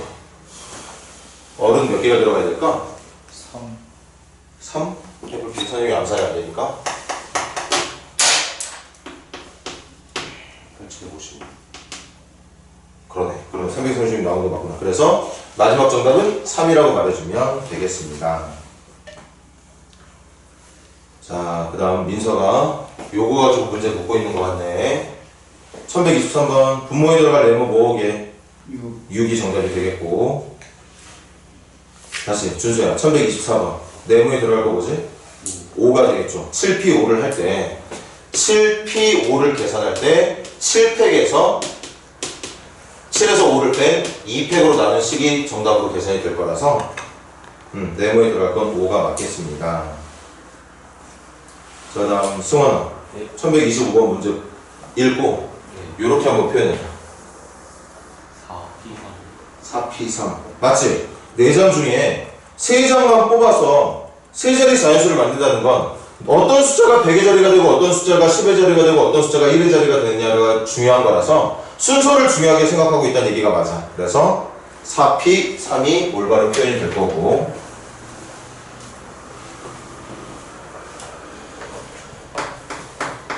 계산은 어렵지 않아. 칠판 한 번만 더 볼래? 4부터 몇 개? 3개. 아니면 전체 4팩을 4 빼기 3팩, 1팩으로 나눠주는 방법으로 해도 되고. 맞습니까? 이렇게 하든 이렇게 하든 정답은 24가지가 나오게 되는 게 맞겠죠. 자, 다음 또 윤희야. 문제 빨리 읽어봐. 1126번. 그럼 윤희가 읽은 거에 맞게 표현한다면 요거 몇 피 몇으로 표현하는 게 맞을까, 윤희야? 10P? 맞아. 10P가 맞지. 생각해봐. 반장, 부반장이야. 이것도 선생님이랑 민규 한번 예를 들어볼게. 내가 반장이 되고 민규가 부반장이 되는 거랑 민규가 반장이 되고 내가 부반장이 되는 거 엄연히 다른 거거든. 그러니까 순서가 중요하다는 얘기야. 줄 설 때 누가 앞쪽으로 오고 누가 뒤쪽으로 오는지가 중요하다는 얘기일 거라서 10명 중에 2명을 뽑아달라는 얘기라고 보면 되는 거고. 윤희야 마무리 진짜 몇부터 시작해서? 10부터 시작해서 곱한 숫자 몇 개 될 때까지? 곱한 숫자 2개. 그럼 얼마까지만 곱하라는 얘기? 9까지만 곱하라는 얘기. 그래서 90까지가 정답이 되는 게 맞겠죠. 이걸 얘들아 칠판 한 번만 더 볼래? 고등학교 때 지금 이렇게 새롭게 배우는 것 같지만 중학교 때 여러분들 10명이 있어. 10명이 후보자가 나왔어. 반장 1명, 부반장 1명 뽑을 거래. 이거 중학교 2학년 학생들이 못 풀었을까? 반장 10명 중에 1명 될 거잖아. 그럼 나머지 9명 중에 1명이 부반장이 될 수 있는 거니까 정답 90까지로 맞았을 거란 말이야. 그걸 지금 고등학교 와서 순열이라는 이름으로 좀 더 고등학생스럽게 배우고 있는 것 뿐입니다. 어렵게 생각하지 않았으면 좋겠어. 나연이 1127번 문제 읽고 몇 피 몇인지 한번 표현해 볼래? 6P. 그렇지. 지금 문제는 6명 다 세우길 바라는 것 같지? 6P 6이 정답이 되고. 그럼 나연이 한 번만 더. 얼마부터 시작해서? 6부터 시작해서 몇 개?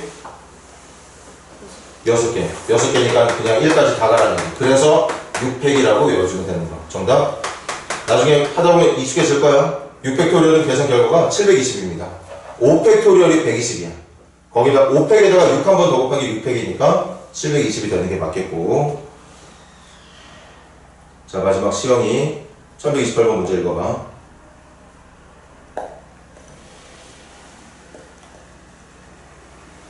아, 이거는 같이 하겠다. 몇 명을 줄 세우는 거지?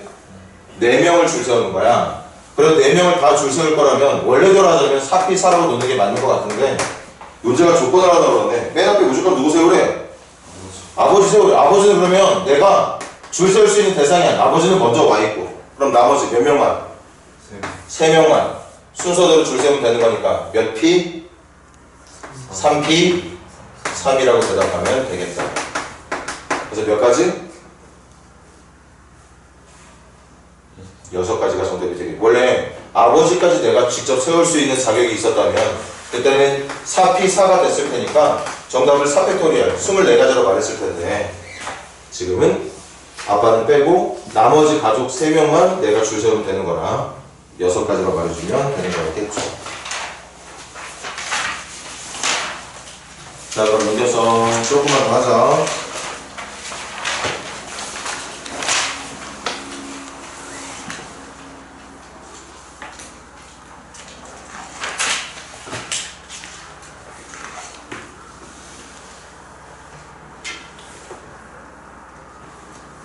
질문 요걸로 대신할게. 시험 1163번 문제 읽어봐. 1163번.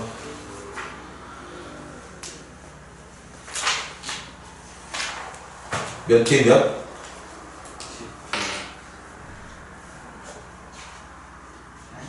시영 1163번. 몇 명 중에서? 우리가 10P 몇 명을? 3명을 순서대로 세운다고 생각하면 돼. 왜? 이것도 회전, 부회전, 총과 누가 되느냐가 또 중요하잖아. 그래서 10P3 10P3이면 시영아 곱할 때 누구부터? 10부터 몇 개? 3개. 그럼 얼마까지 곱하라는 얘기인 거지? 8까지. 그래서 정답 720까지로 말해주면 되는 그런 문제였던 거죠. 자, 한 문제 더. 민규야. 1166번 읽어.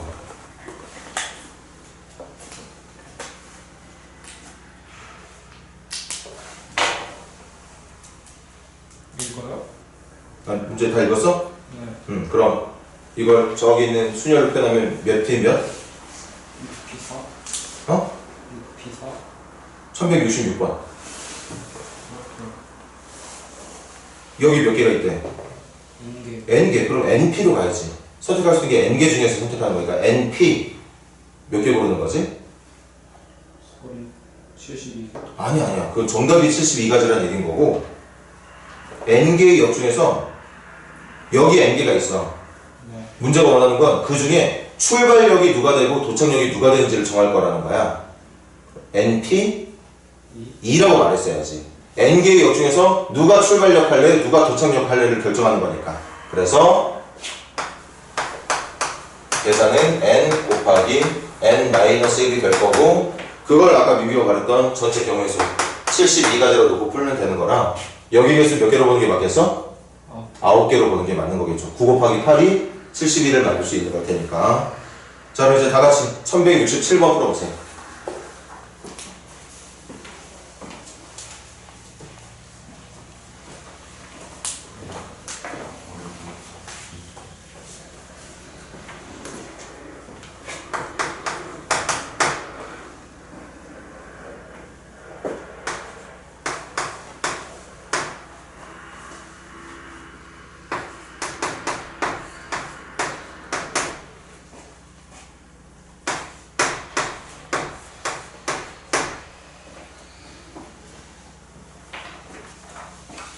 지금 문제 보니까 기본적으로 n은 얘들아 3보다 커야 된다, 그치?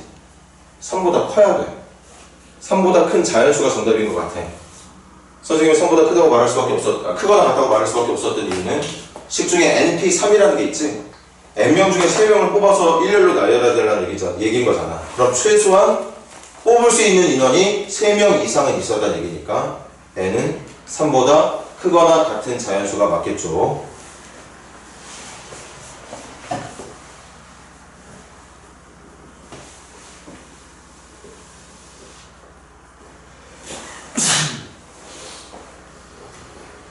문제를 항상 쉽게 생각할 줄 알아야 돼.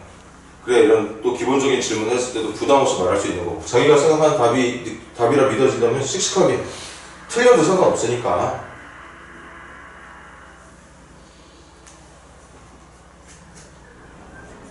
자, 할게. 예. 사람으로 따져볼게. 몇 명 중에서? n명 중에서 몇 명 뽑아서? 3명 뽑아서 줄 서달라는 얘기들랑 이렇게 3명 뽑아서 줄 서달라는 얘기야. 근데 인원이 몇 명 있다고? n명이 있어. 그럼 여기 볼 수 있는 가지수 몇 가지? n가지. 여기는 n- 여기는 그걸 우리가 외워서 풀자는 얘기야.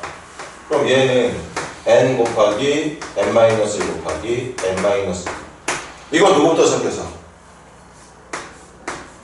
n 플러스 1부터 시작해서 몇 개? 2개. 그럼 n 플러스 1 다음 숫자가 누구지? n이잖아.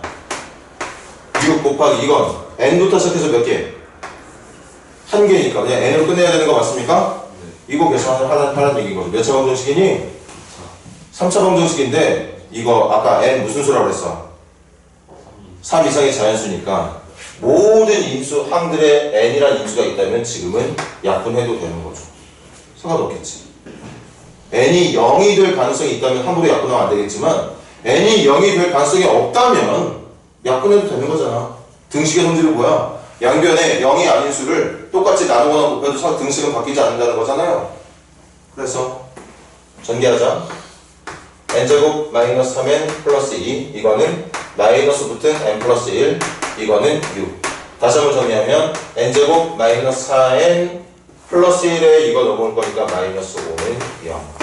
그래서 n은 5 또는 n은 마이너스 1이 될 텐데 n이라는 건 기본적으로 지금 수열에 사용되고 있는 n이라면 아까도 말했듯이 3보다 크거나 같은 수만 정답을 할 수 있을 거기 때문에 5를 정답으로 하는 게 맞다는 얘기였던 거겠지.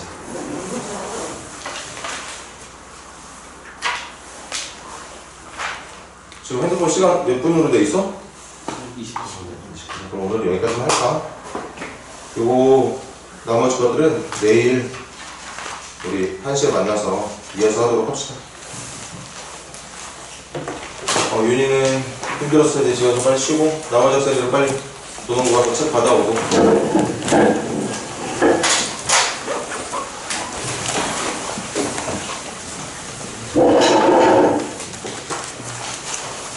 그리고 예비 소설이랑 뭐 학교에서 오래 붙잡을 거 아니니까 학교 가서 책 받고 집에 가서 밥 먹는 것도 나쁘지 않아. 괜히 또 이렇게 밥 먹다 먹지 말고.